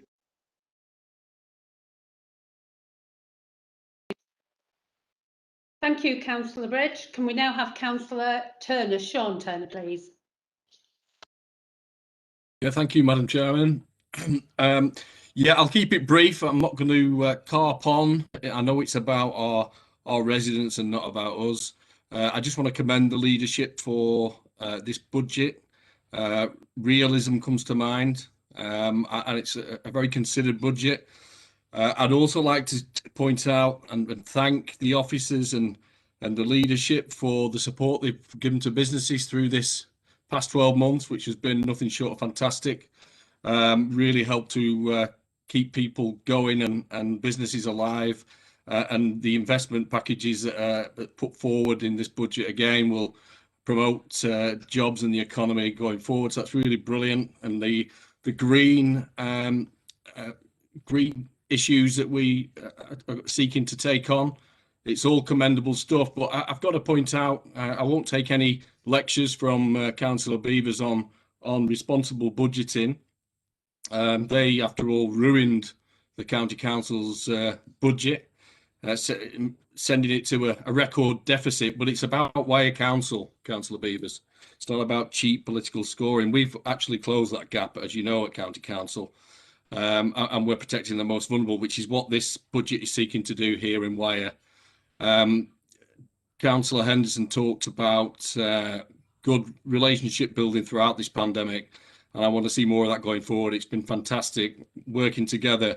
The two Conservative administrations working together really well. All we're short of now is a Conservative Police and Crime Commissioner as the icing on the cake. I think there's a golden thread running through. responsible budgeting is only achievable under Conservative administration. We do support our most vulnerable, and I thank again the leadership for bringing this budget forward. I say no way to the amendments. Thank you, Councillor Turner. Councillor Vincent, would you like to come on, please? Yeah, thank you, Madam Alan Chair. Sorry, is it Michael or me?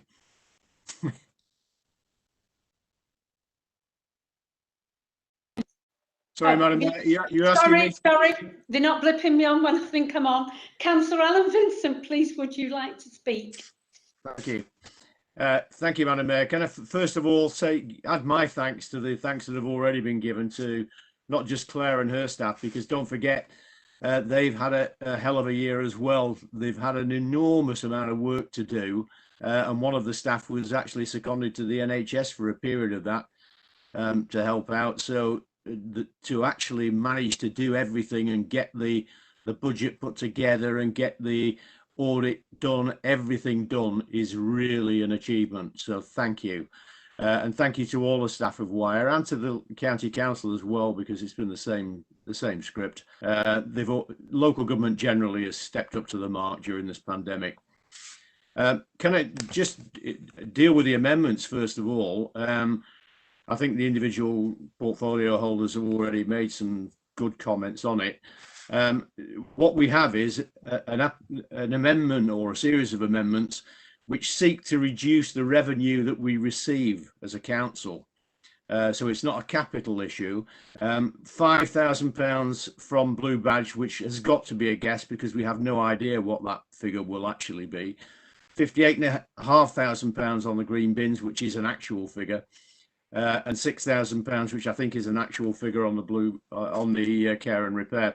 So that, by my quick calculation, amounts to 69,500 if we take £5,000, which I think is a guess, and it might well be more. So we would be reducing our revenue by £69,500, but there is absolutely no attempt by Labour to find any savings anywhere else. So in effect, you have to dismiss it just because it doesn't balance the books. These books are balanced, and taking 70,000 out without finding any cuts and costs elsewhere just doesn't work. So you have to reject it in my submission. Labour at County Hall took this to the next real level when they put an amendment to the budget last February. What they suggested was that from our budget they would collect £15 million less in council tax than we were proposing, and that they would spend 20 million a year more. And both of those items are on a continuing revenue basis. So in effect, they were repeating the pledge they made several years ago, which was that they would go bust within a very short period of time. They were calculating that they would lose 35 million a year, which over a 4-year period is 140 million. And the irresponsibility of that is mind-boggling, particularly when they'd done it before and seen what a disaster that had made of our finances. Going to the budget itself, I think that a vote for this budget is a vote for reconstruction and hope. I think that a vote against it is fostering division at a time when unity is very much needed, and we all need to pull together to achieve a recovery as soon as we possibly can. A vote against it would be a vote against £300,000 to support our new town centre strategy to help our major centres. It would be a vote against £100,000 from the additional restrictions grant to support business to access advice and training, which will help them to retain and create jobs. It would be a vote against £50,000 worth of infrastructure fund, specifically designed to help the train or tram extension from Bolton through Thornton and the EZ to Fleetwood. And it would be taking away money from schemes like the Wyre barrage, if it ever comes to fruition, and other infrastructure schemes that might come along that are important. Councillor Beavers likes to pretend that the county council rejected the money that she was pretending that they should set aside for the Bolton rail or tram scheme, but in fact what they voted against at County Hall was the ridiculous budget that I've just mentioned, and that was just one very small part of it. And you couldn't vote against individual parts, only against all or none. So obviously we voted against it because nobody would in the right mind accept 35 million a year loss. The County Council has always supported the rail link and still does, and has made that very clear on a number of occasions. You would be voted against also. Councillor Vincent, you've now got 30 seconds. You'd be voting against £720,000 to support our leisure centres and pools, which we clearly need to get our residents fitter, and to help teach our children to swim. I would say that you would have to vote for this because it's the right thing to do. As everyone apart from Labour has said, it is a very good budget. It's a measured budget, and it puts into our economy an extra £1,126,000 to help with the recovery that we so desperately need. Thank you. That's fine. Thank you, Councillor Vincent. Councillor Fail, would you debate? Oh, have you bleed me on yet? Beam me down, Scotty. So, Councillor Fail, would you please respond to the debate on your amendment? Thank you, Madam Mayor. We can only hope that the government pulls its finger out and provides some certainty of funding in future years, and then maybe, just maybe, Wyre can plan with some confidence for a different future with different priorities and different outcomes. Aside from climate change, which should be the government's #1 priority, the other urgent matters for the government to resolve is the levelling of the playing field for our high street retailers and to stump up the cash to reinstate our rail line. Maybe with them we can turn around Wyre's low wage economy and create some inward investment to our economy. Today though, the Labour group is asking for your support on 3 amendments that are about fairness and not unnecessarily targeting certain sections of the community. Just to answer a few of the points from some of the councillors, Councillor Berry mentioned care and repair 50% increase. That 50% increase on last year, that is. It may have been approved by some of ONS, but certainly not by the Labour members. And I would point out that this is the first and only opportunity for all councillors to collectively consider all the budget proposals, and this is the correct forum for those amendments to take place in. Going back to Councillor Fairbanks, well, not only has she not been reading the latest leafleting advice, but these changes, that were being proposed are not 12 months old. The bins and care and repair increases have not even come into play yet, and the blue badge scheme only came into play in June last year, so they're not 12 months old. So I suggest you have a read up on various matters, including the amendments that were put forward. Councillor Bridge, where's the money coming from? Well, the Labour amendment actually increases the revenue by 20,000 on 2020-21. Councillor Vincent also referred to that, and there's the green bin increase is 20,000. There is a decrease in revenue, I'll grant you that. 11,000 for the blue badge and the care and repair, but overall it's a 9,000 increase on 2020-21. I will finish with this. The budget proposals say that for a Band D property, the rise is 2.44%, £204.74 increased to £209.74. But this ignores the £5 tax hike for the bulk of residents who have a green bin and pay by direct debit. The real increase proposed takes the overall Band D increase from £234.74 to £244.74. So the main budget proposal is not for a 2.44% increase, it's for a 4.26% increase for those who have a green bin and pay by direct debit. Under Labour's proposals, the increase for those with a green bin paid by direct debit would be a more reasonable 2.98%. And under Labour's proposals, the increase for those with a green bin not paid by direct debit would be a very reasonable 1.46%, after last year's near 17% increase for their green bin. I hope members can see their way to supporting these amendments that provide a more equitable approach. Thank you. Yeah. Thank you, Councillor Fail. Councillor Henderson, would you please respond now to the comments made during the debate? Thank you, Madam Mayor. I want to congratulate Councillor Fail on doing a wonderful attack on the present day government, as he usually does. This is all about Wyre Borough Council. It's not about the central government. It's not about LCC. And then if we wanted to move on to LCC, Councillor Beavers, of course, this is the only place really that she can stand up and spout and complain about LCC, because she does it at every single meeting. Green waste subscription.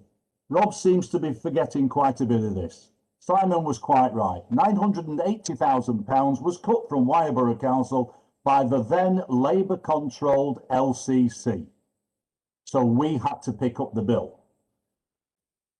The charges that we have in place have been in place for quite some time now. And if you then try to equate the charges as Rob wants us to do, you have to look at what are the backroom charges, what are the hidden costs. The hidden costs would increase if we took on the way that Labour wanted to do it. Also, Councillor Roger Berry was quite right. Blue badge holders, like anybody else, they're not all out of work. They're not all poor. Quite a lot of them, I'm sure, have jobs. I know quite a few blue badge holders that have jobs, and they can, if they so wish, apply for residence parking permits. So then they don't have to pay, and the residence parking permit is a very good deal. All I've heard from the Labour group are the government this, the government that, LCC this, LCC that. I take it as a compliment, because in all honesty, they cannot criticise this budget by the Conservative-led Wyre Council. That's all I have to say, Madam Mayor. Thank you very much indeed. Yeah. Thank you, Councillor Henderson. Would you please vote on the amendments proposed? The Local Authorities Standing Orders England Amendment Regulations 2014 require that a recorded vote be taken on any decisions relating to the settings of the budget and council tax. Mr. Payne, would you please read out the members' names for a recorded vote? Thank you, Madam Mayor. So just for clarity, members, you are now voting on the amendments as proposed. Madam Mayor, Councillor Kay has elected in her neutral position as Mayor not to take part in either voting for the amendments or voting for the substantive motion if the amendments are lost. So when I read out your name, can you please say whether you are for, against or abstaining on the amendments? Councillor Ian Amos.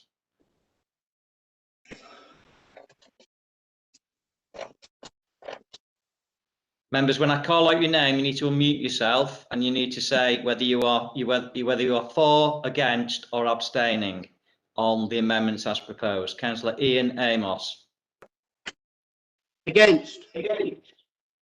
Councillor Rita Amos. Against.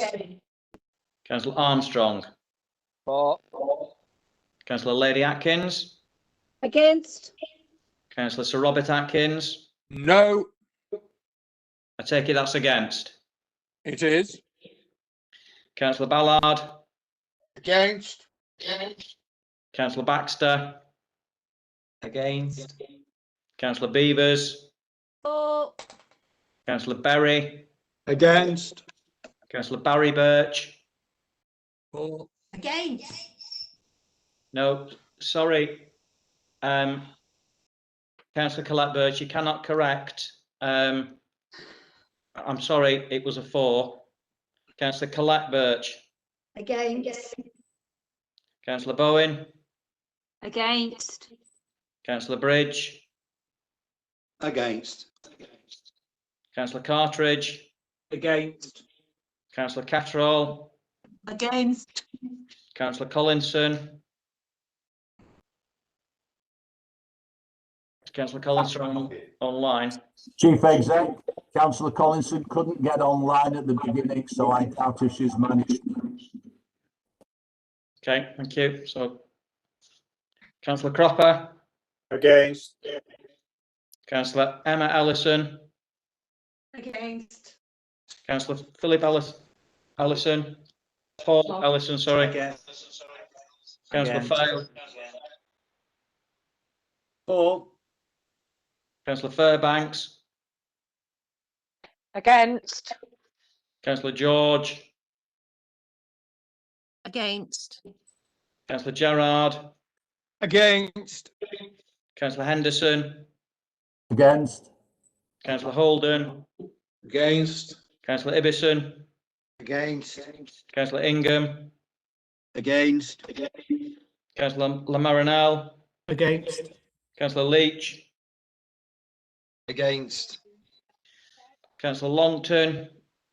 For. Councillor McKay. Against. Councillor Minto. Against. Councillor Moon. Against. Councillor O'Neill. Against. Councillor Orme. Against. Councillor Rayner. For. Councillor Robinson. Against. Councillor Smith. For. Councillor Sturziker. For. Councillor Swales. For. Councillor Anne Turner. Against. Councillor Sean Turner. Against. Councillor Alan Vincent. Against. Councillor Matthew Vincent. Against. Councillor Michael Vincent. Against. Councillor David Walmsley.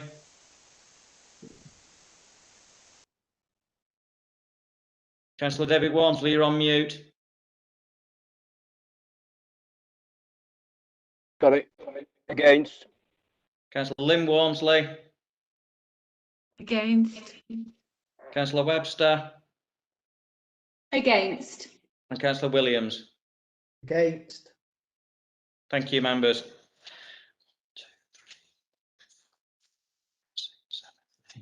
9.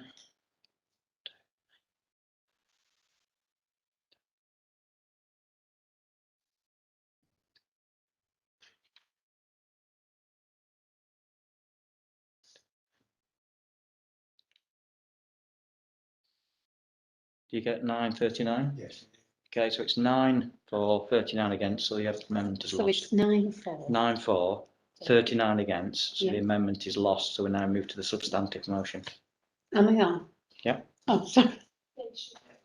The results are 9-4, 39 against. So we now move on to amendment is the, lost, oh, so the amendment is lost, and we now move forward to the substantial Substantive motion. motion, Motion, yeah. motion, sorry. So we now need to take a vote on the recommendations proposed by the Leader of the Council as set out in paragraphs 3.1 to 3.4 of the report published in the agenda.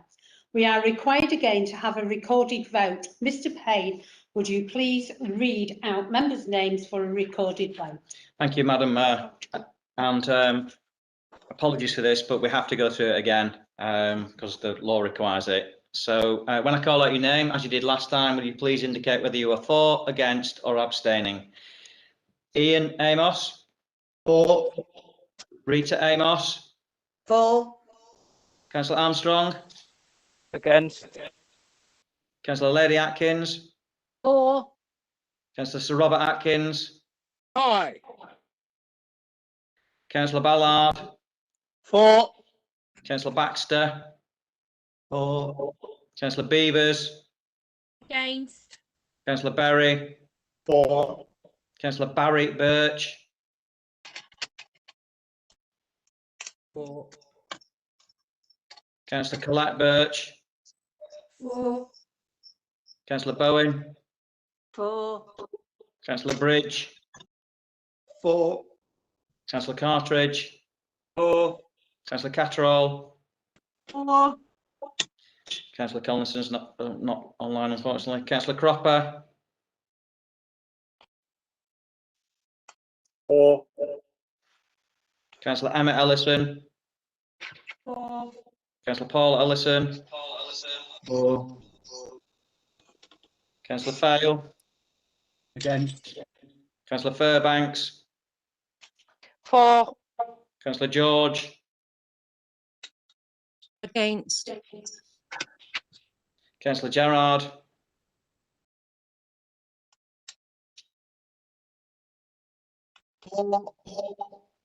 Councillor Henderson. For. Councillor Holden. Councillor Ibbison. For. Councillor Ingham. For. Councillor Marinell. For. Councillor Leach. For. Councillor Longton. Against. Councillor Mackay. For. Okay, sorry. Councillor For. Minto. For. Councillor Moon. For. Councillor O'Neill. For. Councillor Orme. For. Councillor Rayner. Against. Sorry, Councillor Rayner, can you repeat that? Against. Thank you. Councillor Robinson. For. Councillor Smith. Against. Councillor Sturziker. 3, it's against. Councillor Swales. Against. Councillor Anne Turner. For. Councillor Sean Turner. For. Councillor Alan Vincent. For. Councillor Matthew Vincent. For.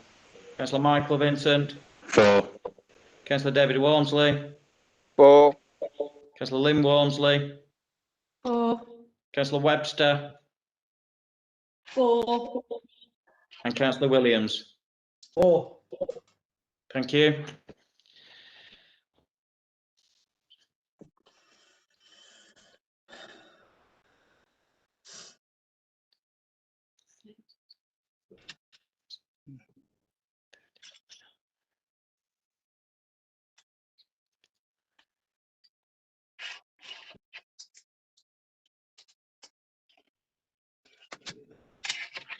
$39.49 against, so the recommendation is May I? approved. So that's 39 for, 9 against. The recommendations are approved. That concludes the budget debate. The next item is a report of the Members' Allowance Scheme. Item 10, Members' Allowance Scheme. Councillor Henderson, would you please introduce the report and propose the recommendations? Thank you, Madam Mayor. The Members' Allowance Scheme, the purpose of the report is to inform the Council of the outcome of an interim review of the Members' Allowance Scheme undertaken by the Independent Remuneration Panel. Of course, these allowances, if they are put forward, the allowance increase is in arrears. So therefore, this increase reflects last year. But of course the payments are not. Since 2012, the basic allowance paid to each councillor at Wyre and at other authorities as well has been linked to the percentage increase in staff in the preceding year, in line with that formula.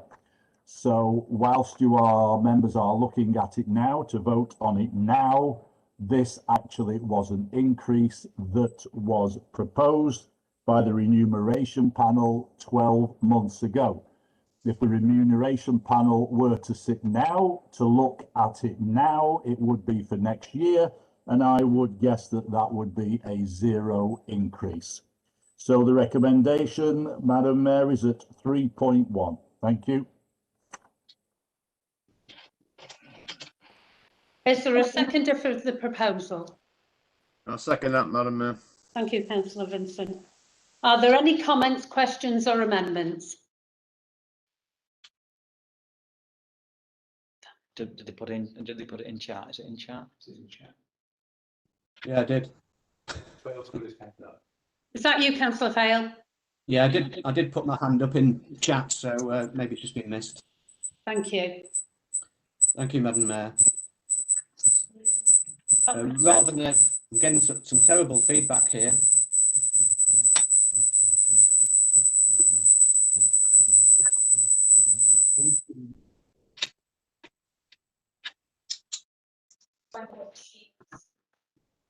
Stop when you stop, Rob. I shall try again. Thank you, Madam Mayor. Rather than a 2.75% increase, the Labour Group wishes to propose an alternative 1% increase. It is further proposed that the estimated savings of £5,280 by reducing the proposed increase of 2.75% to 1% should be used to fund a scheme of free entry to our gyms and pools on a dedicated day or days for people in financial hardship, e.g. in receipt of universal credit or a legacy benefit. Despite most councillors getting paid less than the minimum wage for the amount of work they put in, the council needs to take a lead and show solidarity with nurses who have been insulted by their proposed 1% rise. And by supporting this move, councillors can make a difference to both residents and also to the success or otherwise of Wyre's leisure centres. The formal amendment should now be before you. I'm hoping Democratic Services can put that up on screen.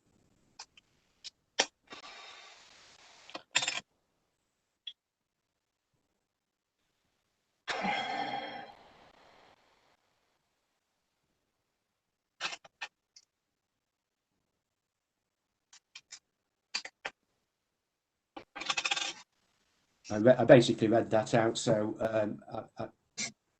the actual change is, though, that the basic increase paid to each council be limited to 1%, so from £4,347 per annum to £4,390 with effect from the 2nd of May 2021. Thank you, Madam Mayor. Is that second? Is the amendment seconded? Have we got someone to second the amendment? Yeah, I'd I'll like to second that. second that amendment and reserve the right to speak, Madam Mayor. Thank you, Councillor Beavers. You can invite me to make comment on the amendment if it's valid or not. Just invite me to make comment on it. I'll just speak to Mr. Payne. Could you see if the amendment is valid, and could you make a comment on it if it isn't, please? Thank you, Madam Mayor. In respect of the amendment, the first two parts of the amendment are actually, in my opinion, valid. So the first part that starts that in the line, the formula applied 2012 and endorsed last year, the basic allowance paid to each council have increased by 2.75%. Two, that the basic allowance increase paid to each council be limited to 1%. So from £4,347 per annum to £4,390 with effect from the 2nd of May 2021. That word change doesn't amend or alter the substantive motion sufficiently to make it invalid. So that part of the proposed amendment would be acceptable. The last part actually is making a statement or a request that the money be specifically made available for a scheme. My view is that that's not a valid amendment, because actually what that amendment is doing is actually asking for monies to be put to a specific scheme, which actually needs to be reflected in the budget. So the last part of the proposed amendment is not valid, but the first part, which proposes the increase to be 1% and not 2.75, as is referenced in the recommendation, is a valid amendment. Thank you, Madam Mayor. So does anyone want to speak now? Do any members wish to speak for or against the amendment? Councillor O'Neill.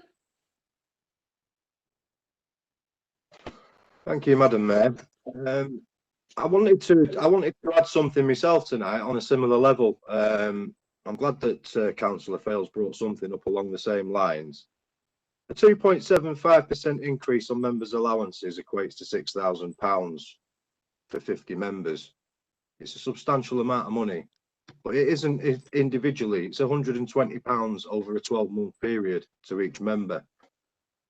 I think given the kind of year that we've had, and given the difficulties that we've had, and certain things not being open and everything else, I think it'd be nice for members to at least consider forfeiting this 2.75%, and putting it towards a local project. I'm not naming a project as such, but I think it would be a good thing for us to do as members, and one thing that perhaps maybe we can all agree on. It's only 1 year, it's only £120 over 12 months, but it could go some way towards maybe supporting the reopening of Poulton Pool, for example, because I do believe all 3 pools should be open as soon as possible. Thank you, Madam Mayor.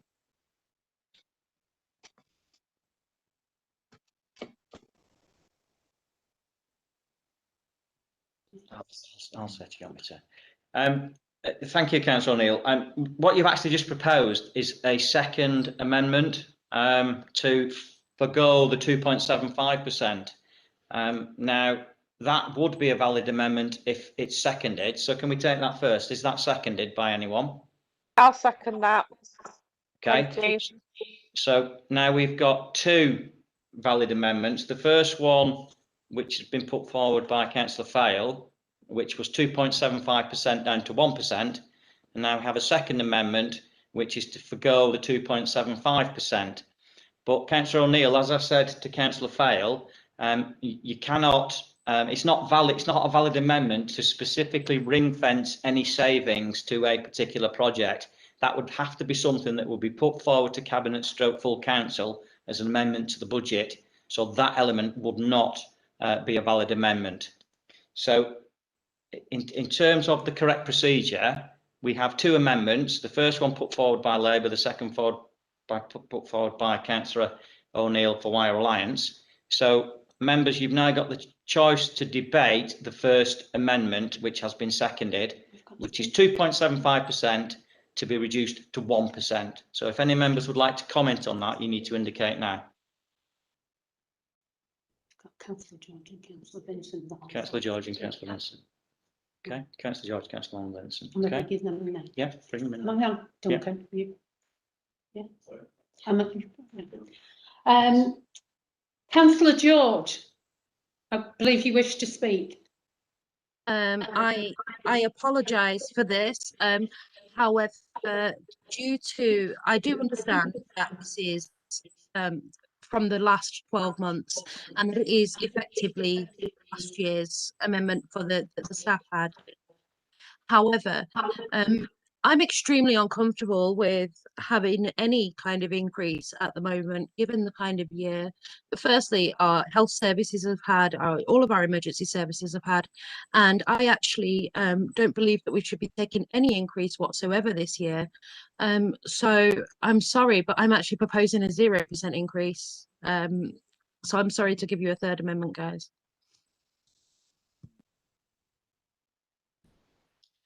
We note that, Councillor George, but as I've said, we have 2 valid amendments put forward. The first amendment, which members have been asked to speak on, is the one proposed by Councillor Fail and the Labour Group, which is 2.75% reduced to 1%. So can anyone who wants to speak on that amendment, we need to take you first on that amendment. Thank you.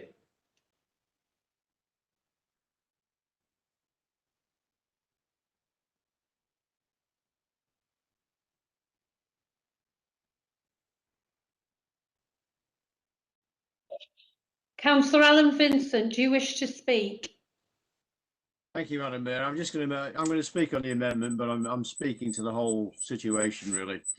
Of course, everyone thinks that nurses and the NHS staff have done a great job in the last 12 months, but that applies to an awful lot of other people and an awful lot of other staff as well, including our own staff. This sort of nonsense went on for quite a long time, years ago, with people suggesting or putting forward that there should be no increases, there should be this increase, that increase. This is set by an independent body, and that's an important factor. They are totally independent. They decided quite some years ago now that the method of calculating allowances should be that we should have our pay tied to the same pay increases that our staff got. And that was a very logical thing to do, in my view. And that was something that stopped what had become quite chaotic when every year there's somebody, for some reason, was usually because there was an election pending and they wanted to showboat, was suggesting that allowances should be cut. It's interesting that the Labour group in county, for example, when a proposal was put by the Liberals to do something similar to this, voted against it. And they consistently vote against the same proposition which is put every year by the Liberals, who of course put it because they only have 4 members and they know that the rest of us will vote it down.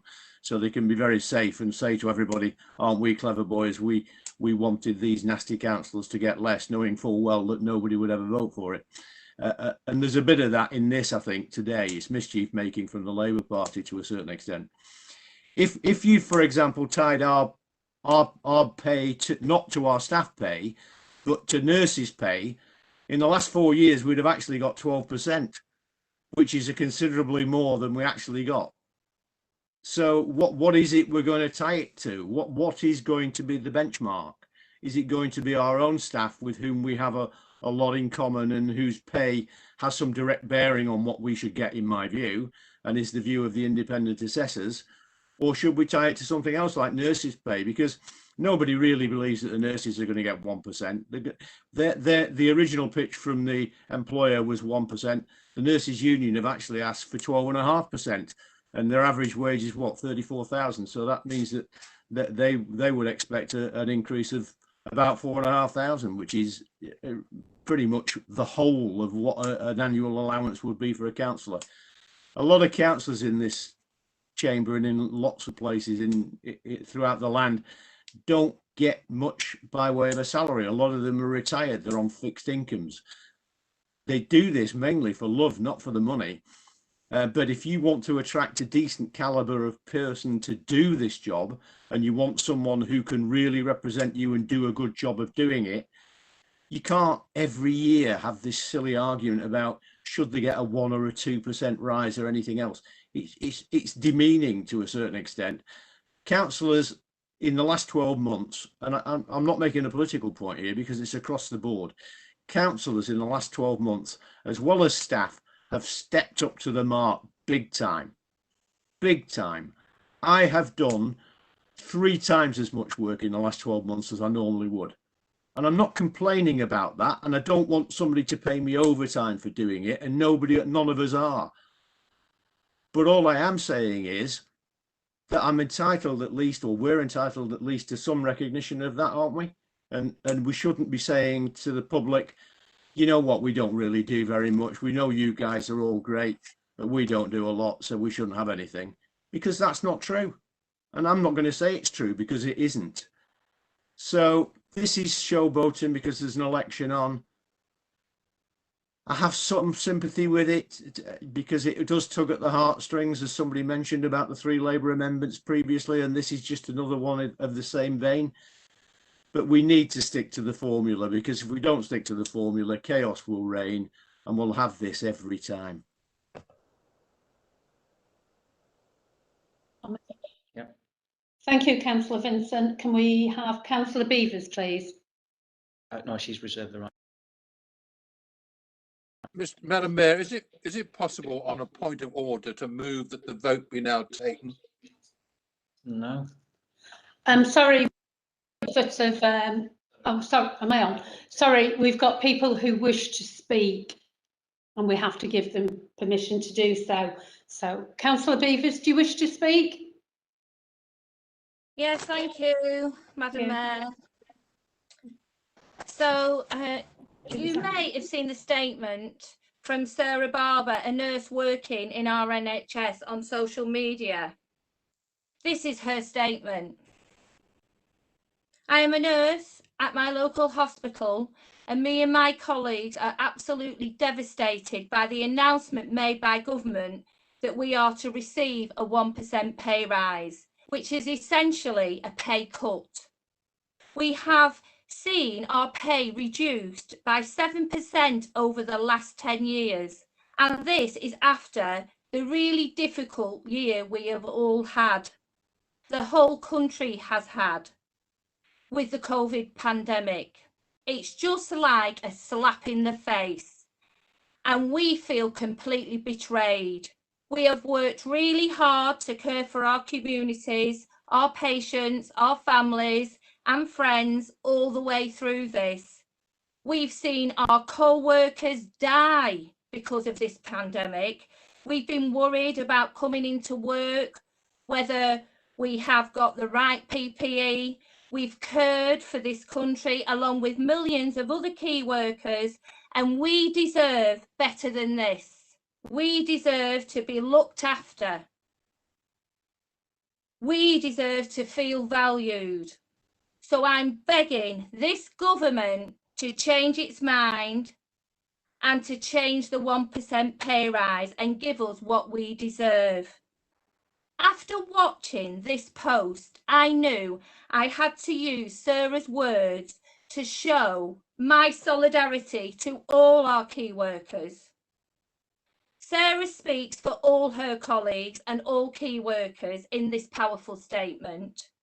So for all the nurses and all the healthcare workers and all the key workers who have kept this country going, and in solidarity with all of them, we ask that this council vote with the Labour group and shows solidarity with Sarah and all our key workers. Thank you.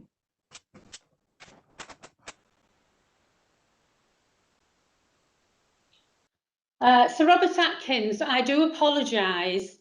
Have you got a seconder for your request? I'll second that, Madam Chairman. Thank you. So now we need to vote on the fact that you want to go to the substantive motion. Right, so now we're going to vote on the fact that you want to go to the substantial motion. Is everybody okay with that? So just a show. Point of order, Madam We need Mayor. a show of hands if we're going to move to the request. Point of order, Madam Mayor. What's the point of order? Yes, could you tell me what your point of order is, please? As the proposer of the amendment, I haven't had the ability to sum up yet.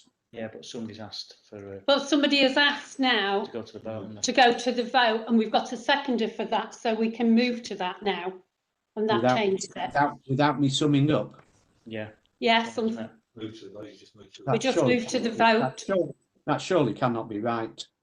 I've been informed by Mr. Payne that is correct. So we need to go to the vote. The vote to go to the vote on the The vote to go to the vote. Sorry, if I can help you, it is quite complicated. When there has been a number of amendments proposed, if a member calls, as Councillor Sir Robert has called, to go to the substantive motion to vote on it, then if members would need to, and that's been seconded, members will need to vote on that. If that's carried, you then move to a vote on the substantive motion. Unfortunately, that's the way it is in the Constitution. So if you can show a show of hands that you want to go to vote on the substantive motion, which is 3.1 and 3.2 on page 45 of agenda item 10.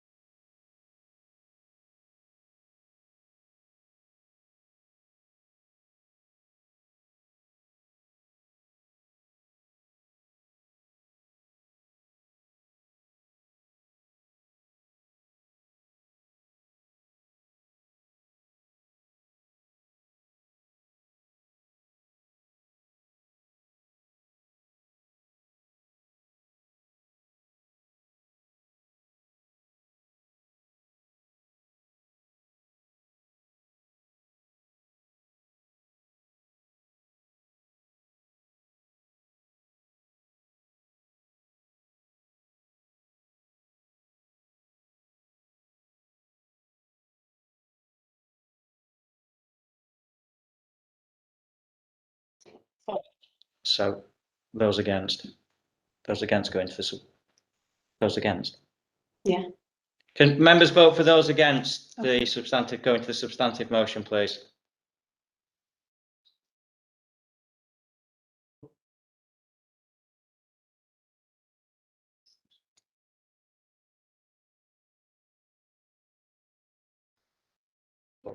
Next page.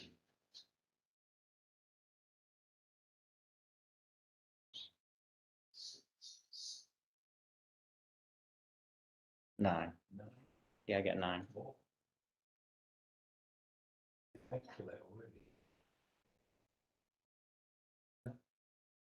Right, well, that's fine. So you just keep it up. So you just say that's lost. So we now vote on the. On the, which one? We can now go to the vote to go to this. Yeah. Motion has been carried. Yeah, members, you voted to go to the substantive motion, so thank you for that. So now we're returning to agenda item 10 and the recommendations at 3.1 and 3.2. So all those in favour, please show.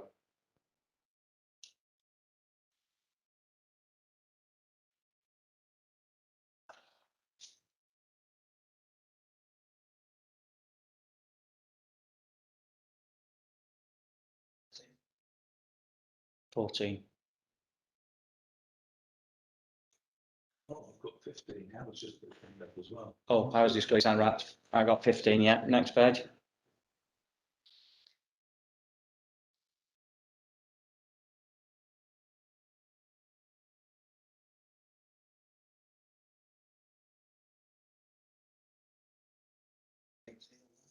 Yeah, next page.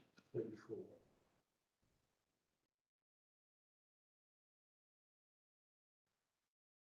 Right, so that's recommendations are approved. I mean, all right. The recommendation has been approved. Thank you. The next one. Yep. The end of item 11.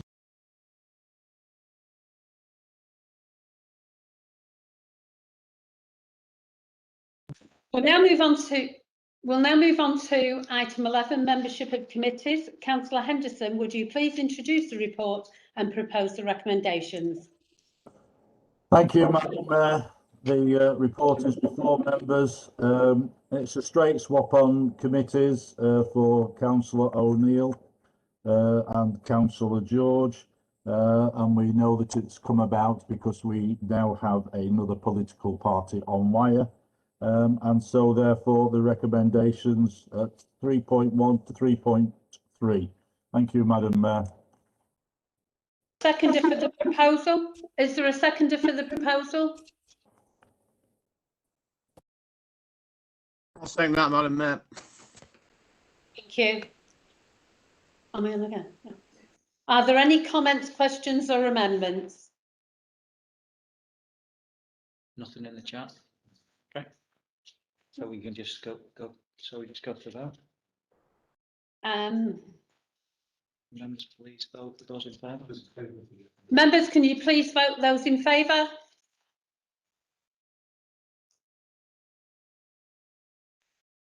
Is that Councillor Longton's hand up or not?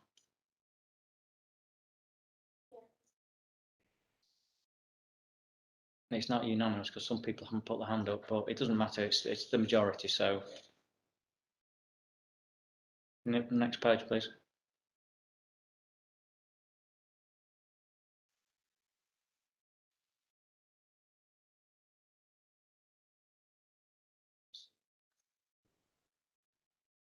Yeah, that's approved. Yeah. Am I on? Yep. That has now been approved. Thank you. The next item is item 12, which is the appointment to Lancashire Enterprise Partnerships Scrutiny Committee. Councillor Henderson, would you please introduce the report and propose the recommendation? Thank you, Madam Mayor. The Lancashire Enterprise Partnership Scrutiny Committee, the LEP, the Lancashire Enterprise Partnership, was set up in 2011 to set out an economic strategy for Lancashire. It has now been felt time to have a scrutiny committee to literally make sure that they're doing everything in an open and transparent way. All 15 authorities in Lancashire have a seat on the newly formed scrutiny committee, and our representative will be Councillor Matthew Vincent. That is the recommendation at 3.1. Thank you, Madam. Seconder for the proposal. Is there a seconder for the proposal? I'll second that, Madam Mayor. Thank you. Are there any comments, questions or amendments? None? Go to those in favour. Those in favour?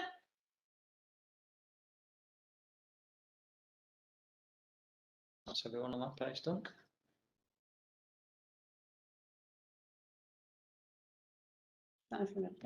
Yeah. Well, we don't know whether Lorraine's voted or not. Right, that's good. Next page, please.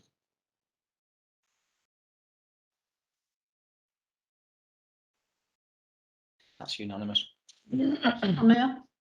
That's unanimous. Can we please move on to item 13, Audit Committee Periodic Report. Councillor McKay, please will you introduce your report? Thank you, Madam Mayor. My report is before members. I just have a couple of points to add by way of introduction. The Internal Audit Service was redeployed to the coronavirus hubs during the early part of the pandemic, and the efforts of Karen McClellan and Joanne Billington to maintain an effective service and catch up in recent months to provide assurance on the Council's activities has been much appreciated.